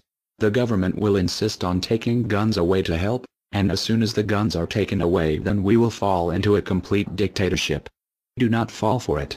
Remember, they are the ones who caused the economic collapse to begin with. This is the same tactic used on Germans and it worked. So expect it. As soon as the economy collapsed and the masses were starving, the German government asked the people to give up their rights and they listened. And then eventually the government was throwing the naked masses into giant burning hot ovens for mass execution. Do not give up your rights. Do not give up your guns.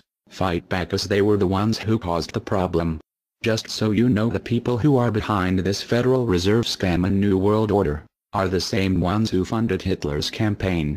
Make no mistake, these people are as brutal as Hitler himself, even more brutal. We will need an overall plan. We have come up with a perfect plan.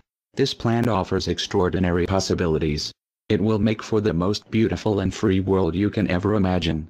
If we are successful, we can leave a much better for our children. A beautiful world. Watch every minute of the rest of the video. Do not skip a single bit of it, as it is all important. To understand the solution, you must first understand the problem. The problem is government. Think for a second. What is government? Government is an establishment of power over the people, which can be purchased by large corporations or anybody with money. Why are we allowing corporations to write the laws? Can't you see how this can create problems?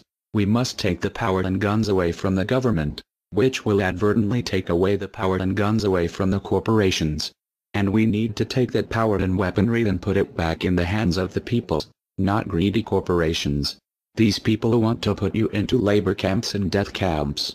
These people have poisoned your children's water and food, enslaved your children. When will you wake up? We must get rid of government. The solution is anarchism. Anarchism is not what you think it is. Watch the rest of the video to understand what we are proposing.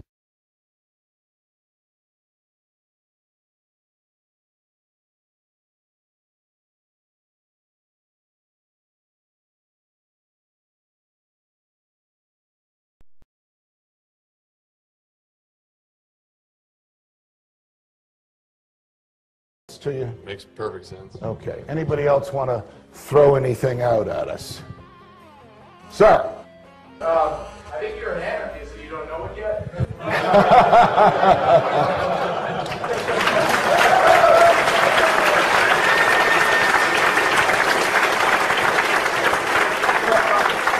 Do you hear me denying anything?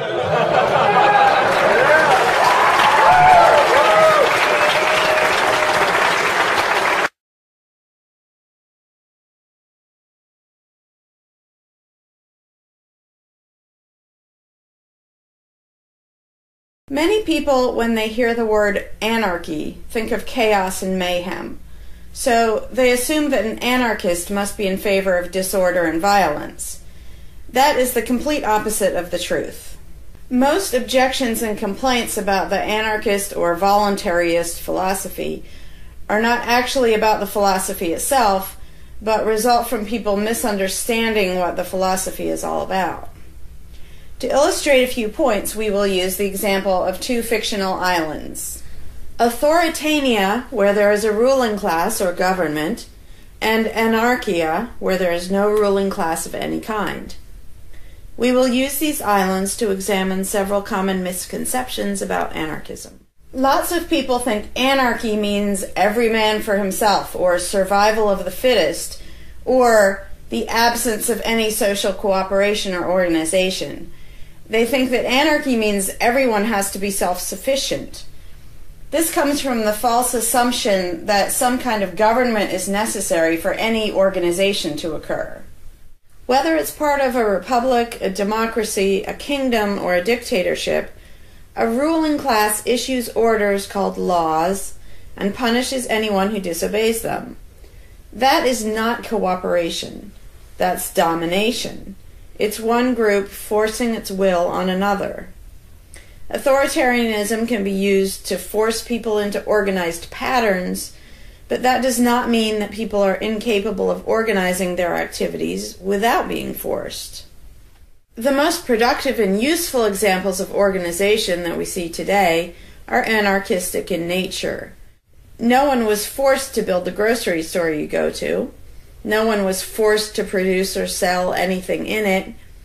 Everyone involved in the vastly complex operation of growing your food, transporting it, displaying it in the store, and selling it to you, everyone involved participates voluntarily, working in exchange for money.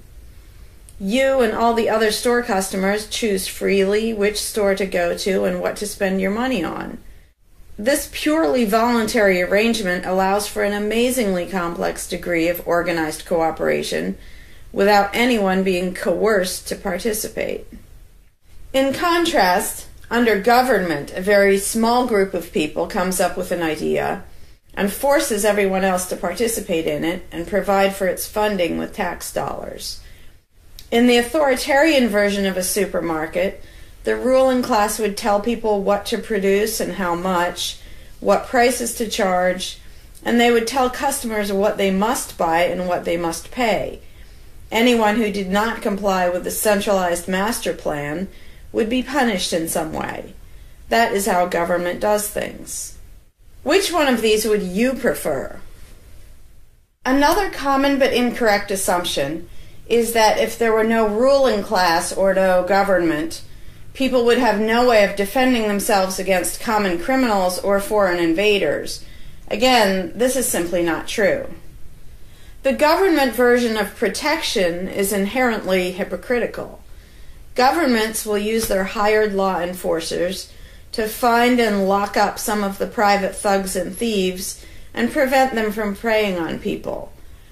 But every ruling class gets the money for its operations by way of taxation, demanding money from its subjects and punishing those who don't pay up. Oddly, every ruling class insists that it needs to be able to forcibly control and extort money from people in this way in order to protect them from private criminals who might try to forcibly control and extort them. In contrast, if there is no government, people do not lose their inherent right to defend themselves from violence, or to defend what they have from those who would take it. Every person has this right, and they also have the right to organize and cooperate with each other to exercise that right. Organizing for mutual defense does not require any government-granted laws or authority. No one wants to be attacked or defrauded, and everyone wants to feel safe. Whether each person takes this on himself or herself individually, or whether they hire and organize others to do it on their behalf, it can be done on a voluntary basis. Those who insist that government is necessary often claim that if there wasn't a government, then smaller private gangs would spring up to enslave and rob people. Organized crime gangs exist along with government, and most people do not understand the dynamics between them and how government enriches and empowers organized crime while appearing to fight it. Black markets enrich organized crime, and money allows them to buy government protection.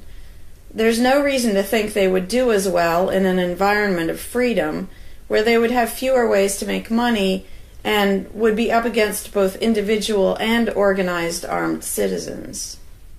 A criminal gang that's recognized as such has far less power than a gang whose aggression is perceived to be legitimate and proper. And that's the gang we call government.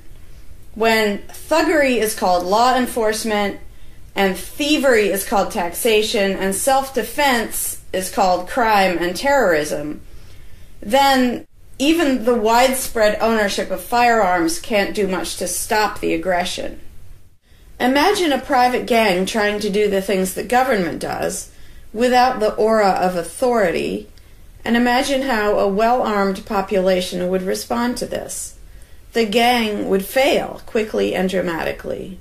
Another concern that people have when they first consider the idea of a stateless society is that some people are truly malicious, destructive, and sociopathic. The concern is that these people would be free to do anything they wanted and no one would stop them. But this concern is again based on a basic misunderstanding of human nature.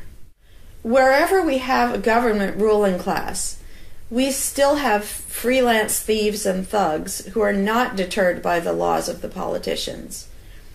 In some instances, they're stopped by force by the police, or they decide not to commit a crime for fear of what the police might do to them. What makes this deterrence work is not the legislation or the official badges, but the simple threat of harm to the sociopath. It really makes no difference whether the threat comes from the police, or another citizen, or even another criminal. A sociopath doesn't care about laws or social rules. He cares about avoiding pain and hardship for himself. This is still true when a government ruling class is not involved at all. If the intended target of a would-be carjacker pulls out a gun, it doesn't make any difference to the carjacker whether that person has a badge or whether there's a law against taking people's cars. Discouraging nasty people from hurting others does not require special authority, only the ability to use defensive force. Ironically, though people hope that government will protect them, having a government, a gang which is believed to have the right to tax and control people, just creates one gang so big and powerful that normal people can't resist it.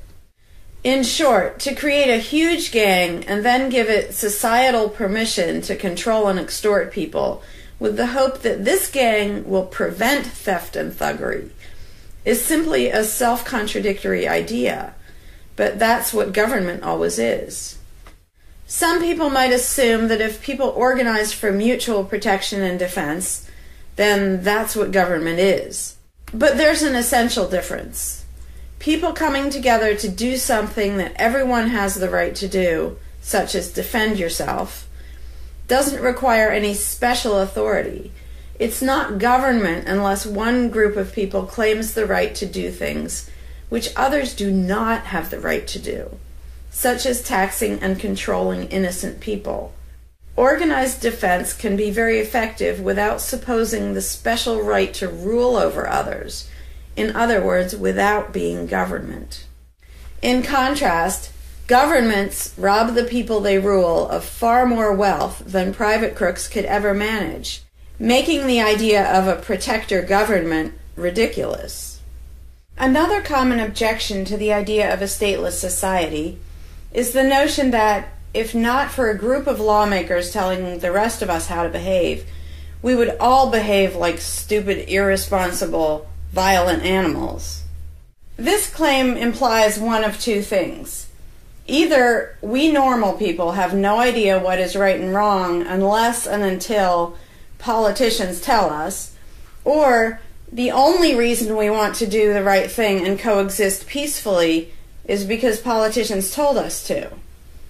A quick examination of your own motivations will show you that neither of those things is actually true. It's particularly odd to make this argument in a society where politicians are voted into power.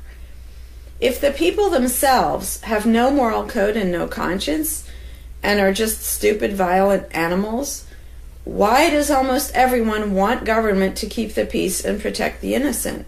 Would a population of vicious, heartless, evil people try to elect good people to keep the evil people in line? Obviously not. The goodness and the desire for order and peace comes from us, not from the lawmakers we vote into office. The same holds true of everything that government does. If people are so short-sighted and selfish that they can't be trusted to voluntarily organize and raise money for whatever they deem important, then how can those same people be trusted to decide who should be in power? The implication is that the average person can't be trusted to run his own life, but can be trusted to choose someone to run other people's lives. Government is really not a civilizing influence. It's actually an uncivilizing influence. People who would never personally rob their neighbors constantly use the government to do it for them by way of taxation. People who would never dream of trying to control minute details of their neighbors' lives think it's just fine to vote for politicians to do it instead. Government gives everyone the opportunity and encouragement to rob and control other people without risk.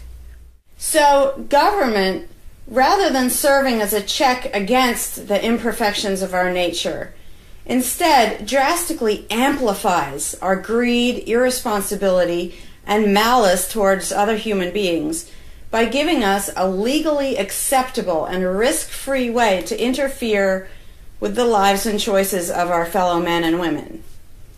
Government brings out the criminal and busybody in everyone. In contrast, in the absence of a ruling class, people would lose their ability to ask lawmakers to interfere with their neighbors' lives. And we would not have law enforcers who could avoid responsibility for evil deeds by claiming that they were just following orders. Throughout history, far more theft, assault, oppression, and even murder has been committed by those acting on behalf of a supposed authority than by anybody else. Even basically good people, when they believe in government, will condone things or do things which they know would be wrong if they did them on their own. Most people know that theft and assault are bad, but they imagine that controlling their neighbors and forcing them to spend their money on things they don't want is perfectly moral and legitimate when it's done by way of the political process. Wrong becomes right when it's called taxation, legislation, regulation, and war. Anarchists know better.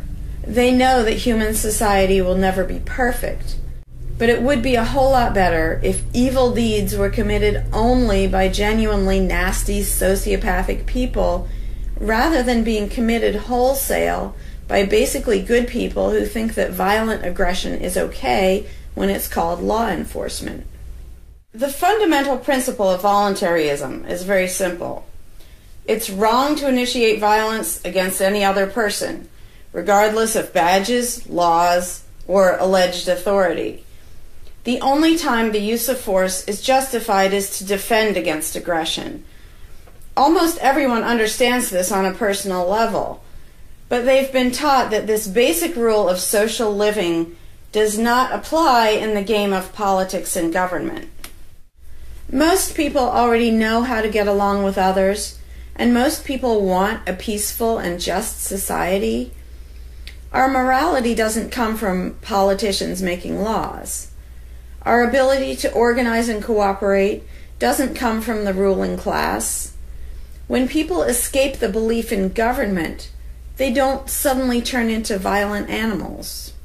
Our inherent right to defend ourselves and our ability to defend ourselves is not served by government. In fact, it's threatened by government more than by anything else. Ruling classes do not produce peaceful coexistence, but rather perpetual conflict and violence. Our belief in government authority takes our compassion, virtue, and good intentions and turns them into power for people who crave power and riches. Of course, the people who benefit most from the political racket will put a good spin on the system and do their best to convince people that it's a social necessity. But ask yourself this: have the thousands of laws, regulations, and taxes imposed on you by politicians made you a better person? Have they made you more productive or more caring? Is the world better off with the politicians taking your money and telling you how to live your life? Or do you think it might have been better off if you'd been allowed to spend your own money and make your own decisions? Is society really best served by a small class of people forcefully imposing a centralized master plan on everyone else? Can the orders and threats of a ruling class make the world what it should be? Or would society be better served by human freedom and respect for individual rights, by voluntary cooperation and peaceful organization? If this second option sounds better to you, maybe you should learn more about anarchism. Some people dismiss anarchism as a utopian idea that would only work if everyone were generous and compassionate. Obviously, everyone is not generous and compassionate all the time. But these people need to look at the other side of the coin. If people are too stupid, greedy, and malicious to be free, aren't they too stupid, greedy, and malicious to be trusted with power over others? Whether people are inherently good, bad, or some of each, giving a person power over others is not going to make that person better. In fact, power has historically been known to corrupt people and make them worse, whereas the discipline imposed by the equal freedom of everyone else brings out the best in human nature. Most people today think that we need some form of government because they mistakenly believe that obedience to authority makes us all more civilized, moral, and peaceful. In reality, it has always done exactly the opposite. Everyone knows that governments can be corrupt, abusive, inefficient, counterproductive, even tyrannical. But most people assume that the way to fix that is to get the right people into power.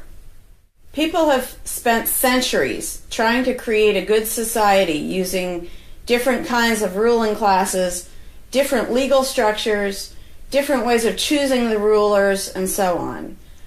But every governmental construction has resulted in freedom and riches for some, and oppression, violence, and poverty for others. What if, instead of deciding what the throne should look like and who should sit on it, all people of goodwill embraced the non-aggression principle? What if, instead of looking to a ruling class to impose our values on society, we embraced the concept of self-ownership? These principles are simple and easy, to the point of being self-evident, but they're diametrically opposed to the authoritarian principles that most of us have been indoctrinated with. Anarchism does not mean chaos and violence, or every man for himself.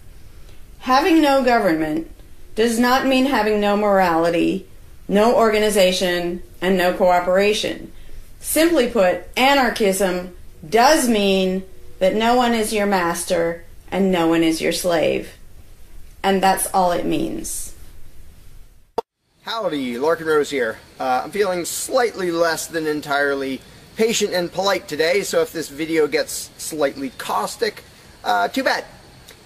This video is for all the people who are constantly saying, well, if not for government, we couldn't have roads, or we couldn't have police, or nobody would care for the poor, or we wouldn't be protected, whether it's from local thugs or from foreign invaders. We wouldn't have this, we wouldn't have that. So thank goodness we have government and taxes, because we wouldn't have any of those things. And the first way I'd respond to that is by pointing out the assumptions that underlie that complaint, that argument. Basically what people are saying, because let's be clear about what the terms mean, government is the people who boss everybody else around. And taxes are those people demanding money from us. So they basically tell us, hand over a whole bunch of money and we'll decide how to take care of you. We'll decide how to spend your money. If we don't like it, too bad, we don't really have a choice. Like, well, you can vote in a few years and maybe something will change, even though it totally won't. So that's what people are saying. Basically, if we didn't have a ruling class stealing our money and then supposedly spending it to protect us, how could we possibly have roads or anybody to protect us? The implication is that in this country, for example, 300 million people would just sit around thinking, oh, we can't do it. Without politicians and tax collectors, we can't have a road, we can't protect each other, and we can't... And it rests on this bizarre assumption that things that almost everybody wants, they wouldn't do anything to make happen unless there were politicians forcing us to give them money so they can make it happen. And so an example I like to use is, let's apply the same argument to food, because food is pretty darn important. I think everybody can agree. Let's apply the same argument that statists use about the roads or caring for the poor or protection or anything like that. The argument would go like this. Now, in the context of food, listen how idiotic this is. If we don't have government demanding money from all of us under the threat of caging us, and that's what taxation is, here's the money you have to give us, here's the nasty things we do to you if you don't. If that didn't happen so that they could build a big food production and distribution system and feed us, well, we'd all starve. We'd all just sit around saying, gosh, I wish we had food, but, you know, no politicians and tax collectors. We're just going to sit around and starve to death. Now, in this country, nobody would believe something that stupid, because all you have to do is go to a supermarket and see a perfect example of really efficient, organized cooperation that nobody is forced to do. There is no, you know, if you're going to make the argument that people make about roads and protection and all that, you'd say, well, nobody is forced to make any food for anybody in this country. How do you know everyone's just going to say, well, it's not my job, and we'll all starve to death? There's no guarantee. There's no master plan guaranteeing that we'll all have food. So obviously we're all going to starve if we don't have an authoritarian government stealing our money and then making food and giving it to us. Because golly gee, we couldn't possibly do it voluntarily ourselves. Again, in this country, nobody makes that argument because they see it happening voluntarily. Nobody involved is forced to do that. Nobody is forced to make you a single bite of food. There is no guarantee at all from anybody. And yet, Americans are, by and large, hugely overweight. Obviously, we don't have a lack of food. We might have a lack of healthy food. But obviously, we see that example, oh, we can handle that. You know, voluntarily, mutual cooperation, that's fine for food, but for some reason, it's not okay, and we can't even fathom the idea of the exact same thing handling roads, or handling protecting us, or other things that almost everybody wants. So there's, in the question is this bizarre assumption that everybody will sit around really, really, really wanting something, but because there aren't politicians bossing us around and stealing our money, well, how could we possibly do it? And one of the most common things is, who will build the roads? Which is amazingly stupid to me. Just amazingly stupid. I have here in my pocket a little tiny thing. With this little tiny thing, I can be most places in this country and call people all over the world. And I own it myself. I'm not anywhere near rich these days, but I own one. Almost everybody I know has one of these. A little thing that can fit in your pocket, and just on a whim, you can open it and talk to somebody who's on the other side of the planet. And there was no coercion. Nobody forced anybody to make one of these. This is the result of voluntary cooperation. And that's it. Free trade. Organization, yeah, good. Cooperation, yeah, good. Coercion, which is what government is, and taxation, which is theft, didn't need that to do this.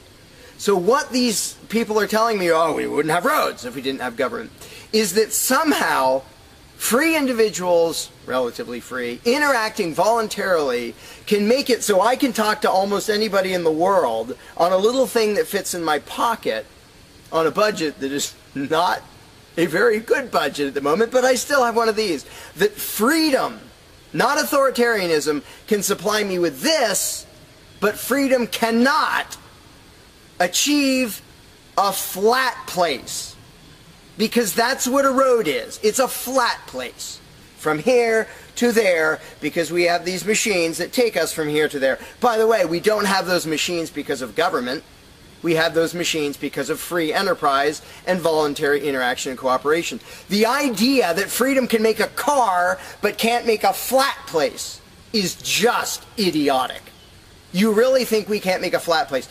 And so I ask people, and they say, well, who will build roads? Are you really telling me that you really and truly think that if government fell off the face of the earth, 300 million people in this country, 7 billion if you want to include the whole planet, would sit around in their houses thinking, golly, I wish I could go visit Fred, but I can't, because there's not a flat thing from me to him, and I don't know how to do it. And the other 300 million or 7 billion people, we can't possibly do it because there aren't any politicians and tax collectors. If they were here, we could do it. If they were here to boss us around and steal our money and really inefficiently build a flat place, then we'd be set. Then I'd be comfortable and I could be confident that I could get places. I could visit Fred, I could go shopping, but now we're all going to sit in our houses wishing we could go to the corner store, but we can't because, golly, how could we possibly make a flat place from here to there? We can make these, where you can talk to anybody in the world. We can make machines that you drive around in, but no, we couldn't possibly make a flat place. And when people say, well, who will build the roads? The first answer is the same damn people who do it now. Politicians and tax collectors don't build the friggin' roads. Have you ever seen one out there? No, you haven't. They steal our money, waste most of it, do all their corrupt games, and then they pay other people. Here's an idea. How about if we pay those other people who actually build the stinking road? And the fact that that doesn't occur to people is a great indication of how well indoctrinated people are by the rulers, who will perpetually tell us, you can't organize anything, you can't achieve anything, you can't do anything unless we are here to force it on you. And it's, again, there are a zillion examples, whether it's caring for the poor or protection or roads, obviously, where most of the population will say, I'm really concerned that poor people won't be taken care of, which means most of the population wants people in need to be taken care of. And if we didn't have politicians stealing our money, how would it happen? Here's an idea. Take some money out of your pocket and give it to one of the people that you think needs help. Why would you not comprehend that, but you would comprehend some guy 1,000 miles away passing a law to send an armed thug to take your money, to waste 90% of it, and then give a little bit to somebody who may just be defrauding the system or may actually need it? And the amount of indoctrination required to make people even ask these questions of how could we possibly do this without government? What do you think government adds to the equation? It doesn't add any resources. It doesn't create anything. Everything it gives away, it steals from us first, by way of taxation. It doesn't add any skills. It doesn't add any knowledge. The people who are here would still be here if the institution of government fell over. We have all the know-how, we have all the resources, all the technology. The only thing it adds is one group that's imagined to have the right to violently assault and control and extort everybody else. So what the question really means is, how could we have a road, or how could I help that poor, or how could that poor person be helped, or how would anybody protect us if there wasn't a gang of thugs with permission to violently control and rob us? And when you recognize that that is literally what the question means, you already see how utterly idiotic it is. And it's completely the result of authoritarian statist indoctrination. Nobody would come up with that on their own. And you obviously don't see that with the example of food or cars or cell phones or anything else. Nobody says, we won't be able to talk to each other unless there's a gang of thugs that's allowed to boss us around and steal our money. And just economically, how stupid do you have to be to think that's a good idea? Here are your choices. Let's do this. I'll give you these two choices for how you will be fed from now on. Either you can go spend your own money wherever you want. You can go to the supermarket or the local this or the local grocery, whatever you want. You can go decide what you want, and they'll tell you the price. You decide what you're going to buy and how much. And you can go to different places and you can shop around and you can do all that. That's option number one. But let me warn you, option number one does not give any guarantee that you will be fed. There's no master plan forcing people to feed you. So, oh my gosh, you better be really scared of that option, despite the fact that you can do it day after day and it works really darn well and feeds pretty much not only this country, but with a massive surplus. So that's option number one that apparently statists are scared of. Option number two is politicians will take as much money of yours as they decide to take. Then they will decide what, if anything, they will buy with that money in terms of food to give to you, to feed you. Do you really think that will serve you better, that that will feed you better? Yeah, I'm much more comfortable that I'll have I'll be fed, I'll be secure, everything will be okay, if a gang of thugs who doesn't really care about me, steals my money, and then decides what, if anything, to give me back from what they stole. But that is implied in the question, whatever you put in the blank. You know, how are we going to have blank if not for government? What you're saying is, how can we, the people who really want roads and food and cell phones and protection and all the things that almost everybody wants, how can we possibly have that unless we give someone permission to steal our money and boss us around and then decide what they're going to give us? And the same thing applies no matter what you put in the blank. How will we possibly do blank without government? One of the silly ones is caring for the poor. How will we care for the poor? Think of what that means. Like, people, when more than half the country votes for a party to take care of the poor, it's more than half of the country saying, we're really concerned and we want to make sure that the less fortunate are taken care of, but we don't believe that normal people acting in freedom will take care of them. Well, if the people didn't care about the poor, they wouldn't win the election. By definition, if you vote for a welfare state, you're an idiot. Because either people are heartless bastards and you're going to lose, or people are compassionate and giving, and you don't need to win. Just give them your stinking money. But people play the game, and that's the Democratic Party lives off of the idiotic notion that you're all so heartless that you should vote for us to steal your money to give to the poor. And half the country falls for it. Yeah, we're all so heartless that we voted you into office for the specific purpose of taking our money to help the less fortunate. That's just freaking brilliant. How about if half the country just gave their stinking money to the less fortunate? And then the less fortunate would all be rich, because it would be 1 trillion times more efficient than the government version of welfare ever is. Also, it would be actual charity instead of mass theft and corruption and fraud and all that fun stuff. But what takes the cake, the ultimately insane thing, you know, whatever you put in that gap, how can we have blank without a parasitic ruling class and a bunch of hired thieves? It's just a stupid question, but it's extra super stupid when what's in the blank is, how will we be protected? Who will protect us from thieves and robbers if we don't have government? It's the most idiotic question. It's also the most frequent question from statists. So here's what the question literally means. If we don't give a certain gang of people permission to violently control us and take our money under threat of putting us in a cage, who will protect us from people who might commit aggression against us and take our money? Wanting government for that is exactly as brilliant as saying, we have to have a carjacker in our town, otherwise somebody might steal our cars. Government is an appointed thief. If you don't think taxation is theft, first of all, you're a really well-trained slave. Second of all, try not paying. See what happens. See if they say, oh, it's quite all right. Or if they say, no, you're going to pay, or we're going to take your stuff, or eventually we'll put you in a cage. And when people say, that's not theft, because we get something back. Learn to think. And I use this example all the time, and all I ever get is stupid looks from statists in response.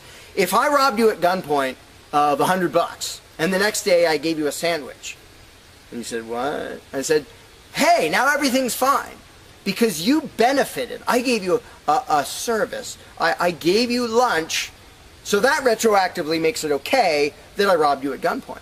Would you buy that argument? No, you'd say, that doesn't make it okay. I don't care you gave me a sandwich. And yet every statist makes the exact same argument when it comes to government. Well, we get some stuff for it after they demand our money under threat of violence and putting us in a cage. Then we get services or goods. And we don't get what we asked for, and we get lots of things we didn't ask for. But we kind of get something, and that retroactively makes it okay for them to say, give us this much of every paycheck you make, or we're sending men with guns to take your property. And the slaves justify their own enslavement. I'm proud to pay my taxes. I'm proud to get robbed by a parasitic ruling class and get a little bit back and feel good about it. Like, not only is that legitimate and justified, but I feel proud that I let myself get robbed by a bunch of crooks and parasites. But again, the ultimate thing is protection. When people say, who will protect us from aggressors and thugs and thieves, if we don't have a government, even though what government is, by its very nature, is a gang of aggressors and thugs and thieves. They issue commands. Every law they pass is a command backed by a threat of violence. You have to do this. You're not allowed to do that. Here are the nasty things we will do to you if you get caught disobeying. I mean, everybody knows that, even though they don't usually say it in terms that blunt and honest and accurate. But to say we need taxes to be protected is as stupid as you can get. It's saying we need theft to avoid theft.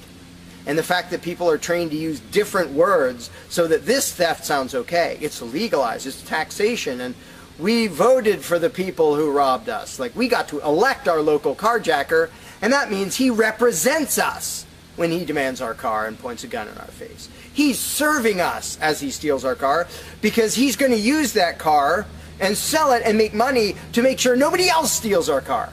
That is the essence of government. And the fact that you have hundreds of millions of victims of that scam vehemently defending it and saying, I'm not going to give that up. I don't want to give up government. Who would protect us?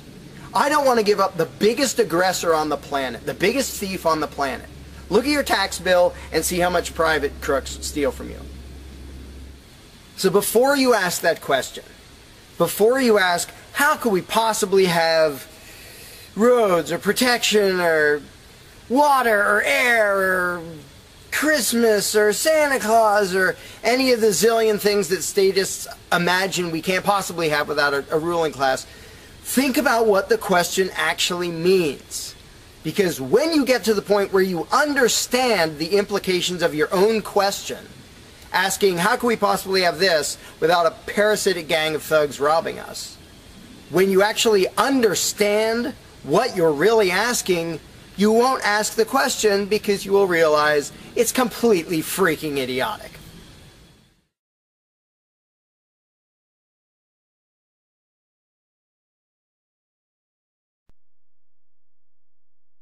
Hey, Larkin Rose here. One of the first things that people are concerned about when they start thinking about a society without a ruling class is, well, what happens to the nasty people? Whether you're talking about people who are just kind of negligent or inconsiderate, play their music too loud at night or leave their trash lying around the woods or whatever it is, all the way up to people who run around attacking and murdering people. So people say, well, what would happen to them? What would we do about that? Some people even go so far as to say, if not for government, there would be nothing to stop people from committing murder and doing whatever other nasty stuff. And it's funny because when somebody says that, there would be no consequences, they could do whatever they wanted and nobody would stop them, the person saying that is implying that he isn't going to do anything. If there's someone running around attacking and murdering innocent people, the guy who said nothing will happen to them, obviously he's not going to do anything or something would happen to them. But not only is he demonstrating his own cowardice when he said there would be nothing to stop murderers, he's also projecting his own immaturity and irresponsibility onto the rest of the world, because he's also saying the other 7 billion people wouldn't do anything about it, which obviously isn't true. I would, wouldn't you? If somebody was running around murdering your neighbors, would you just go, well, there aren't politicians and there's nobody with a badge and we don't have tax collectors and bureaucrats, so oh well, I guess they're just out of luck, they're going to get murdered. And would you not even protect yourself if there wasn't government? Obviously, lots and lots of people, all the sane people, would do whatever they could to protect themselves and defend the innocent. So to say nothing would happen is just really bizarre. And it comes from having a mentality basically of a little kid in a classroom, where the teacher walks out of the room and the kids are just sitting there. We don't know what to do. No authority's telling us what to do. And Johnny's throwing things at me. And there's no teacher to stop him. Ah! Because most people, having been trained into authoritarian mentality, it never occurs to them that they are the ones who should fix anything, who should stop anything. And so when people say, well, what would be done about this and that and the other thing, nasty people doing nasty things, the first thing I ask is, well, what would you do about it? Because people are so into the mentality that there has to be some master plan and some authority who writes down the law of here is what will be done with those people, that people don't think in terms of, well, what would I do about it? which is why I always ask people, well, what would you do about it? You're a person just as much as me and just as much as the other 7 billion. What would you feel justified in doing if somebody was polluting or playing their music too loud at night or running around murdering people or whatever in between you can think of? Any nasty thing, what would you feel justified in doing about it? Because there's a very basic rule of being a moral human being, which is if it would be wrong for you to do something, don't ask anybody else to do it. And the rule is so simple, so self-evident and obvious that most people will go, well, duh, of course. Trouble is, nobody in the world who believes in government abides by that rule. Nobody. I don't care if you're a constitutionalist, Democrat, Republican, fascist, communist, anything, any kind of statist. There is nobody who believes in government who abides by the most basic rule of morality, which is if it's wrong for you to do something, don't ask somebody else to do it. Because every single candidate, every party, every government always does things that the voters know they themselves have no right to do. And to say something like, well, I'm voting for the guy who's going to tax you less. Well, do you have the right to rob me a little bit less than the other guy? No, you don't. So telling me that, well, somebody was going to rob you more, but I voted for the guy to rob you a little bit less, you are still violating the basic rule of being a human being. If it's wrong for you, don't ask somebody else to do it. Well, that's kind of the second basic rule, the first one being the non-aggression principle. And they actually go together quite well.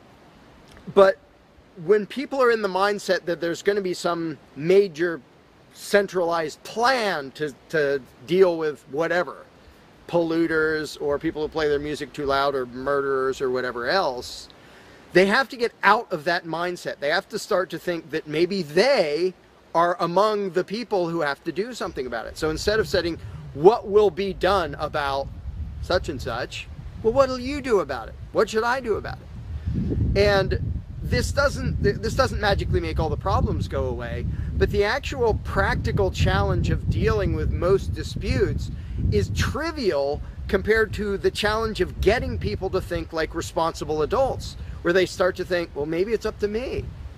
And a while back I did little events called Escaping the Myth, and one of the little mental exercises I did with these little groups of people is, imagine we're on an island and we're it. There's no government, there's no authority, there's nobody with a badge, and one of us is running around stealing stuff from other people. He's not killing anybody, but he's stealing stuff. What are we going to do about it? We normal people. There's not a legislature, there's not 911 to call, there's nobody with a badge, it's just people. And so with that specific example, I would ask people, so what do we do? And just off the top of their heads, everybody comes up with solutions that are way better than what government ever does. First of all, every government solution is, all right, step one, I get to rob everybody. That's the government solution. Well, we're going to tax everybody so we have the resources to stop that other robber. Well, in the island scenario, nobody is stupid enough or insane enough to start with that, to say, well, let's see, so somebody's stealing our stuff. Okay, first, I get to rob all of you so that I have the resources to protect you from him. Nobody is that insane. Everybody is insane enough to believe that who believes in government. And I did for many years. I was stupid enough to actually think that it was rational and moral to advocate mass extortion in order to protect people. And that's just stupid. So I just believed something insanely stupid for a very long time. Most of the world still believes that. But in a setting where people are put on the spot and they're responsible for what happens, they don't do that. They don't say, well, I get to boss everybody around and take their money. Nobody does that. So to me, the challenge is not even coming up with specific solutions to every imaginable dispute or problem, which I don't pretend to know how everything's going to turn out. And I don't intend to be emperor of anarchy. I'm not going to be in charge of the world. But getting people to the mindset where it's up to them, where there's just people, we're it. No legislatures, no people with badges, no authority, we're just people. Suddenly people are way better at solving problems and making things work. One good example is when there's a disaster. Unfortunately, sometimes it takes a horrendous event to bring out the best in people. And it brings out the worst in some people too. But when people say, whoa, my neighbor's house is floating away, I'm not going to wait for FEMA. I'm not going to dial 911. I'm going to jump in a boat and go save him. Because suddenly it's on me. Suddenly I'm the one who has to do something. And when it occurs to people that they're the ones who have to do something, and unfortunately, usually that only happens in a complete disaster area, when it occurs to people and they suddenly take on the responsibility and start to think like adults, their solutions are generally a lot better than any government solutions, and ever are. But to get to that mentality, people have to shift from the authoritarian mindset to the mindset of a self-owning individual who realizes there is nothing above me. There is no magic unicorn who's going to come and save the day, who's going to come save me from polluters or somebody playing their music too loud or murderers or whatever it is. It's just us. And if we realize that, then first of all, people would stop asking me, well, without a government, how would this be handled? As if I'm going to be in charge. I don't freaking know. What would you do about it? I can tell you what I would do about it. I could tell you what I might suggest, what I might predict, but who cares? I'm one of 7 billion people. I'm not going to be in charge any more than you are. So it's really a mental exercise that people have to think over in their own heads with their own moral codes instead of waiting for some outside answer. And it's why I don't usually get into those discussions of, well, here's my plan for how to deal with this and that and the other thing, because my plan doesn't matter. My plan will not be the best plan for any problem you can come up with. There will be a million people with better plans than whatever I could come up with. So don't ask me to describe how you are going to fix problems. I don't freaking know. And you can see the mind shift in people when they grasp that they own themselves and they suddenly realize, oh, okay, well, yeah, there are things we can do to settle disputes, to protect ourselves from attackers, to do this or that or the other thing. But the first step is just grow up. Stop thinking it's somebody else's business to make the world work. Well, how will the poor be cared for? I don't know. What are you going to do? Well, how will we be protected from this? I don't know. What are you going to do about it? And it is inconvenient. It's inconvenient to be a free person where you can't just be a kid in the classroom whining to the teacher to save the day and fix everything and make everything work, where you actually have to be a responsible adult. And that's one of the reasons, one of the main reasons why people like the belief in authority, because then they can live with the lie that all they have to do is obey and do as they're told and everything will be okay. First of all, no, it won't be okay. Second of all, you're not even being a human being. You just threw your free will out the window and became somebody's slave in the hopes that that would help humanity. It doesn't help humanity for you to be a slave. It doesn't help humanity for everybody else to be a slave. It does help humanity for you to start thinking as an adult, responsible human being who owns himself and who accepts that it is your responsibility to figure out how to make the world work.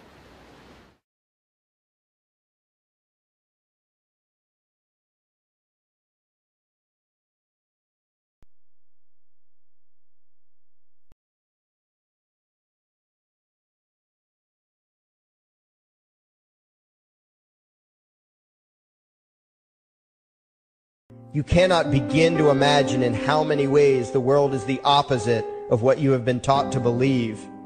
You see the guy who sells drugs to willing customers so he can feed his family as the scum of the earth, while you see the hypocrite who gives away stolen money in the name of government as a saint.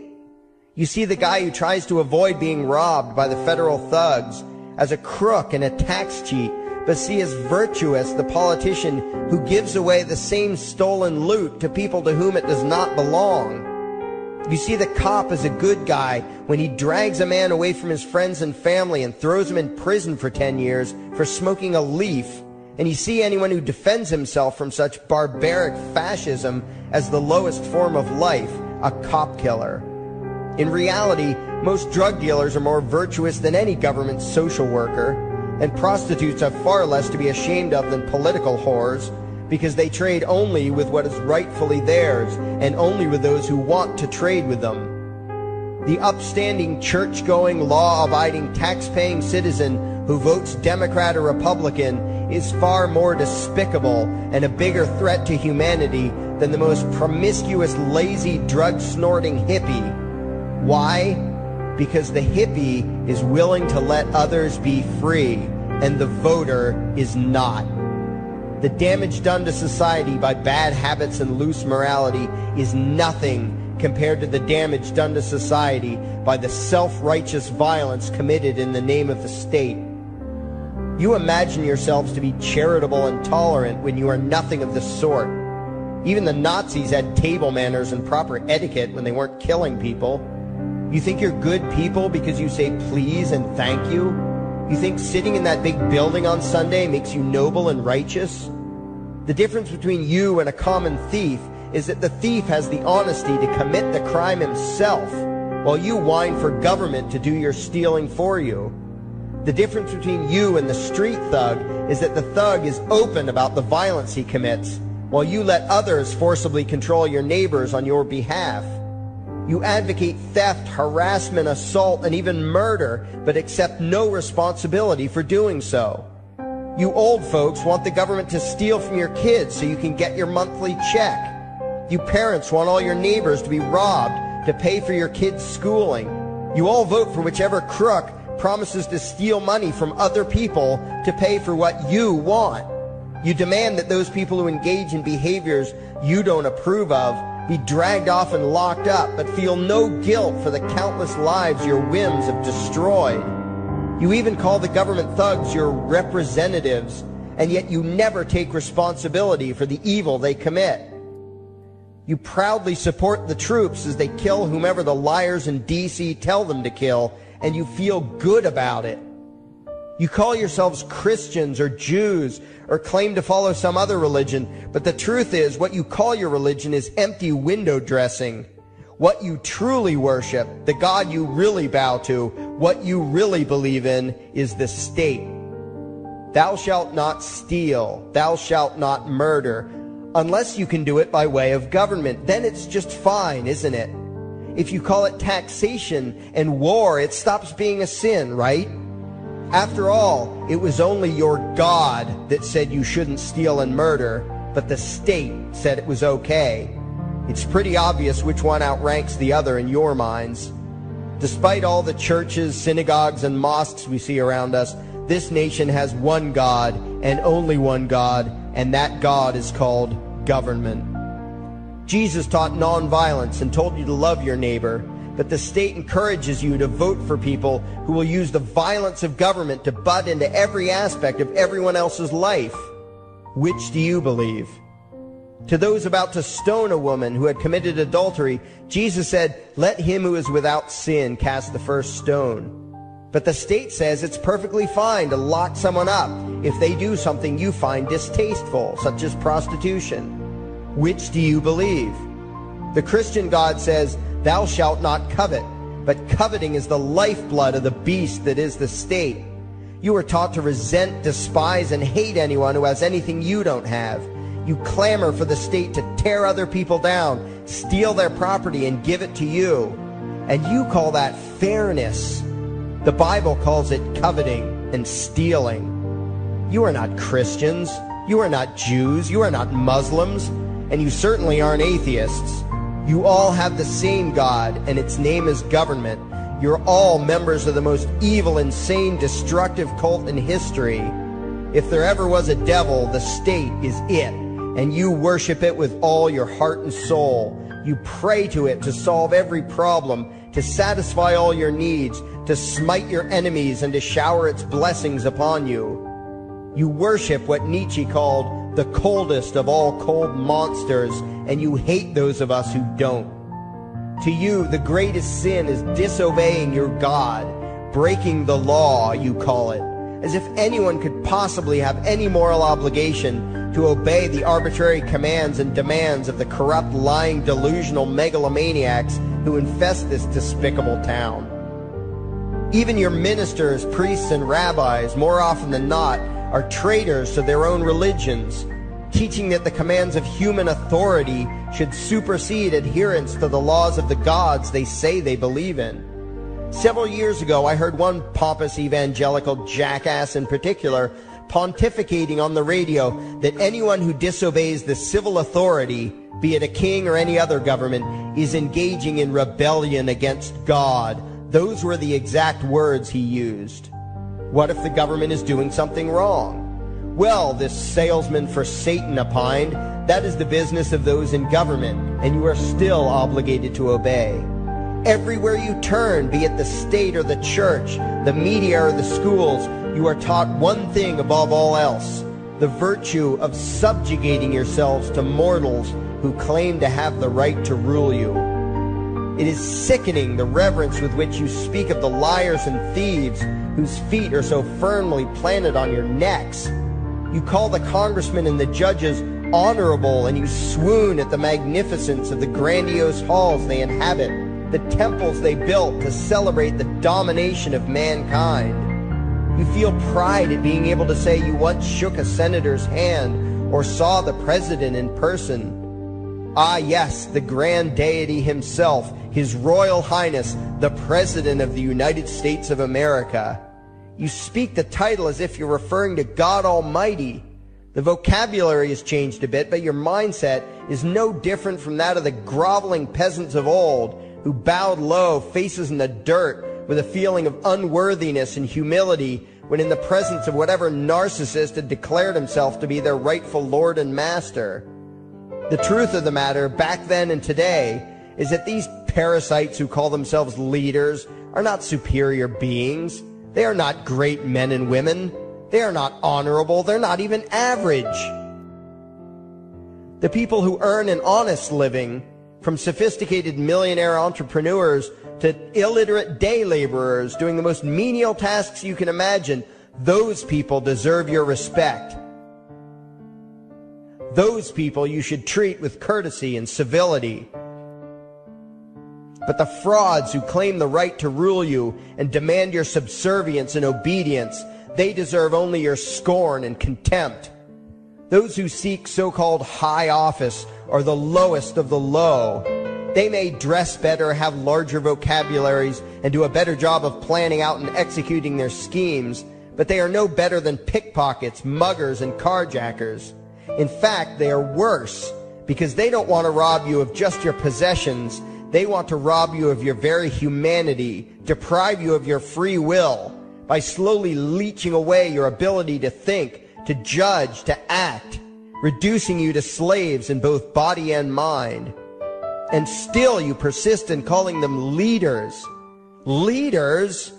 Where is it that you think you're going exactly that would require you to have a leader? If you just live your own life and mind your own damn business, exercising your own talents, pursuing your own dreams, striving to be what you believe you should be, what possible use would you have for a leader? Do you ever actually think about the words that you hear, the words that you repeat? You parrot oxymoronic terms such as the leader of the free world, even pretending for a moment that there is some huge journey or some giant battle that everyone in the entire nation is undertaking together that would require a leader. Why would you ever think, even for a moment, that the crooks that infest this town are the sort of people you should listen to or emulate or follow anywhere? Somewhere inside your mostly dormant brains, you know full well that politicians are all corrupt liars and thieves, opportunistic con men, exploiters, and fearmongers.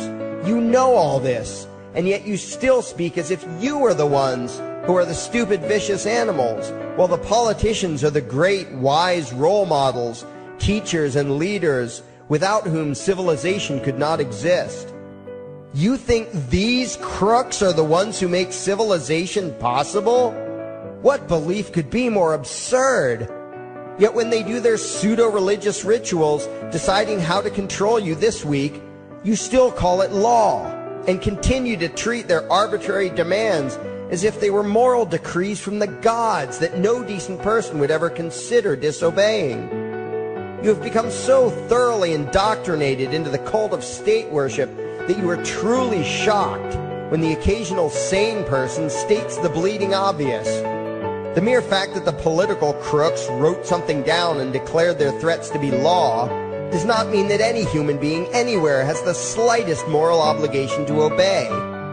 Every moment of every day, in every location and every situation, you have a moral obligation to do what you deem to be right, not what some delusional bloated windbag says is legal. And that requires you to first determine right and wrong for yourself, a responsibility you spend much time and effort trying to dodge. You proclaim how proud you are to be law-abiding citizens and express your utter contempt for anyone who considers himself above your so-called laws. Laws that are nothing more than the selfish whims of tyrants and thieves. The word crime once meant an act harmful to another person. Now it means disobedience to any one of the myriad of arbitrary commands coming from a parasitical criminal class. To you, the term crime is nearly synonymous with the word sin, implying that the ones whose commands are being disobeyed must be something akin to gods, when in truth they are more akin to leeches. The very phrase, taking the law into your own hands, perfectly expresses what a sacrilege it is in your eyes for a mere human being to take upon himself the responsibility to judge right from wrong and to act accordingly, instead of doing what you do, unthinkingly obeying whatever capricious commands this cesspool of maggots spews forth. You glorify this criminal class as lawmakers and believe that no one is lower than a lawbreaker, someone who would dare disobey the politicians. Likewise, you speak with pious reverence of law enforcers, those who forcibly impose the politicians' every whim upon the rest of us. When the state uses violence, you imagine it to be inherently righteous and just, and if anyone resists, they are, in your eyes, contemptible lowlifes, lawless terrorist criminals. Like the lawless terrorist criminals who helped slaves escape the plantations. Like the lawless terrorist criminals who helped Jews escape the killing machine of the Third Reich. Like the lawless terrorist criminals who were crushed to death under the tanks of the Red Chinese government in Tiananmen Square. Like all the lawless terrorist criminals in history who had the courage to disobey the never-ending stream of tyrants and oppressors who have called their violence authority and law. And that includes the lawless terrorist criminals who founded this country. Everything you think you know is upside down, backwards, and inside out. But what has to take the cake, the height of your insanity, is the fact that you view as violent terrorists the only people on the planet who oppose the initiation of violence against their fellow men. Anarchists, voluntarists, and libertarians. We use violence only to defend ourselves against someone who initiates violence against us. We use it for nothing else. Meanwhile, your belief system is completely schizophrenic and self-contradictory. On the one hand, you teach the young slaves that violence is never the answer. Yet out of the other side of your mouths, you advocate that everyone and everything, everywhere and at all times be controlled, monitored, taxed, and regulated through the force of government. In short, you are teaching your children that the masters may use violence whenever they please, but the slave should never resist. You indoctrinate your children into a life of unthinking, helpless subservience. You are putting the chains around their little necks and fastening the locks tight. And worst of all, you feel good about it.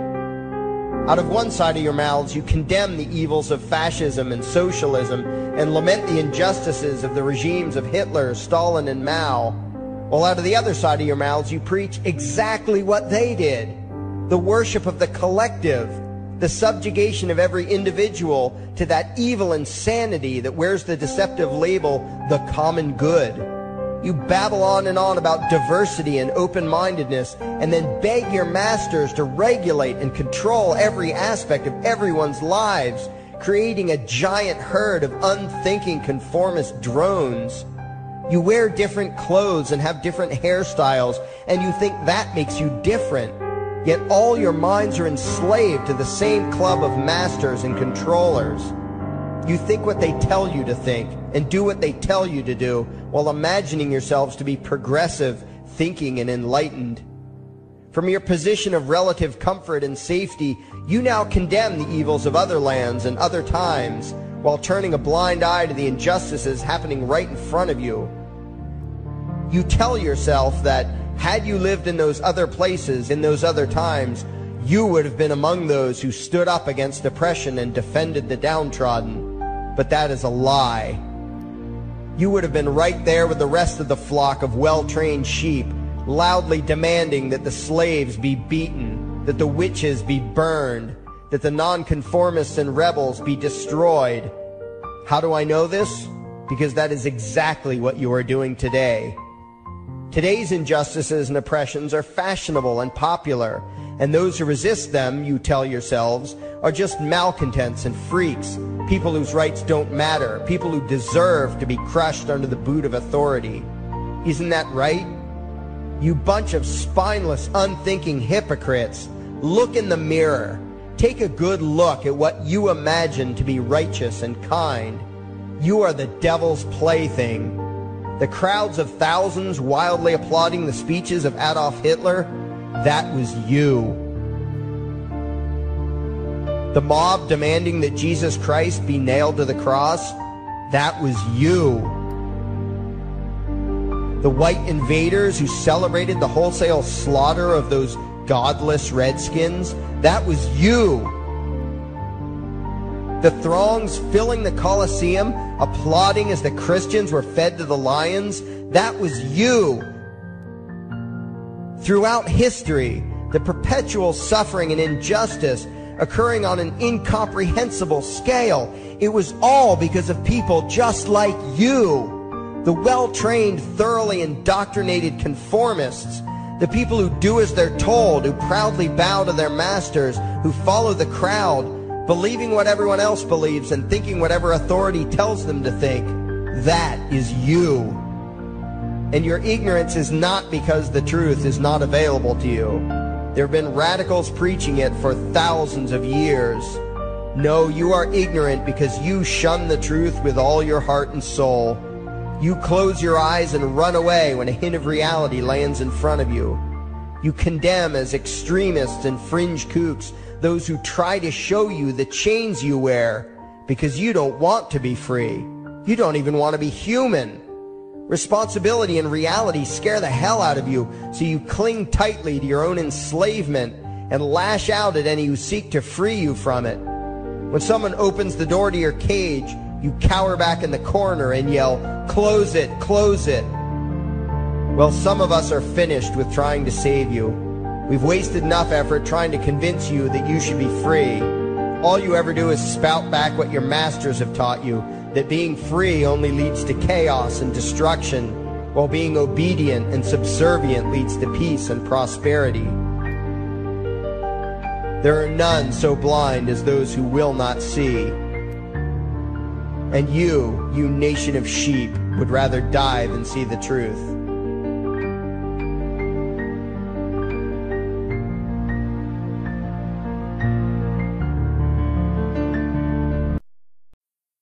There is something I need you to do. Favorite, like and share this video. Now that you have done that, go to your browser add-ons, download YouTube Video Downloader, come back to this video and save the video to your computer and upload it to your YouTube channel.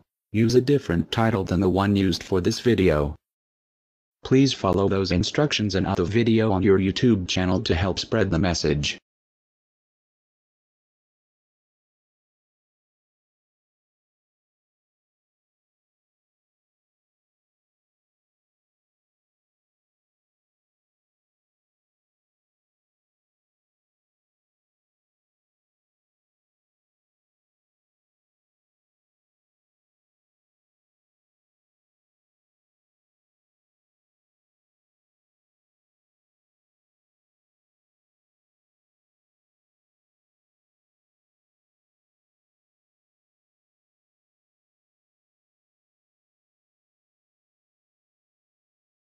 If you did not understand the instructions to download videos from YouTube, look it up on YouTube. There are some YouTube videos explaining on how to do so. It's very easy. If you do not host this video account, you are not doing your part to get the message out there, and you are part of the problem. And thanks for watching. Anonymous now has a new YouTube channel. It is called Anarchy World.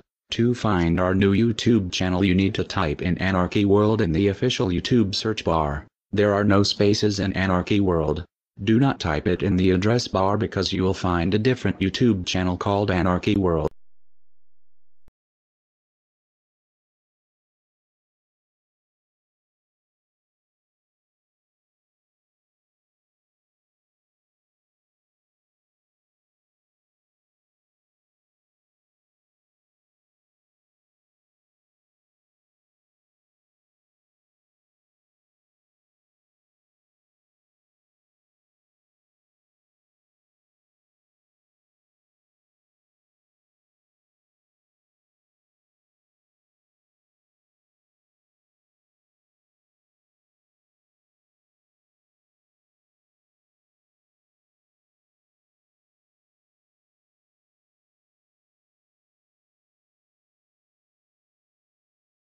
So, and here are the people responsible for the current corruption. You should remember the names for when shit hits the fan.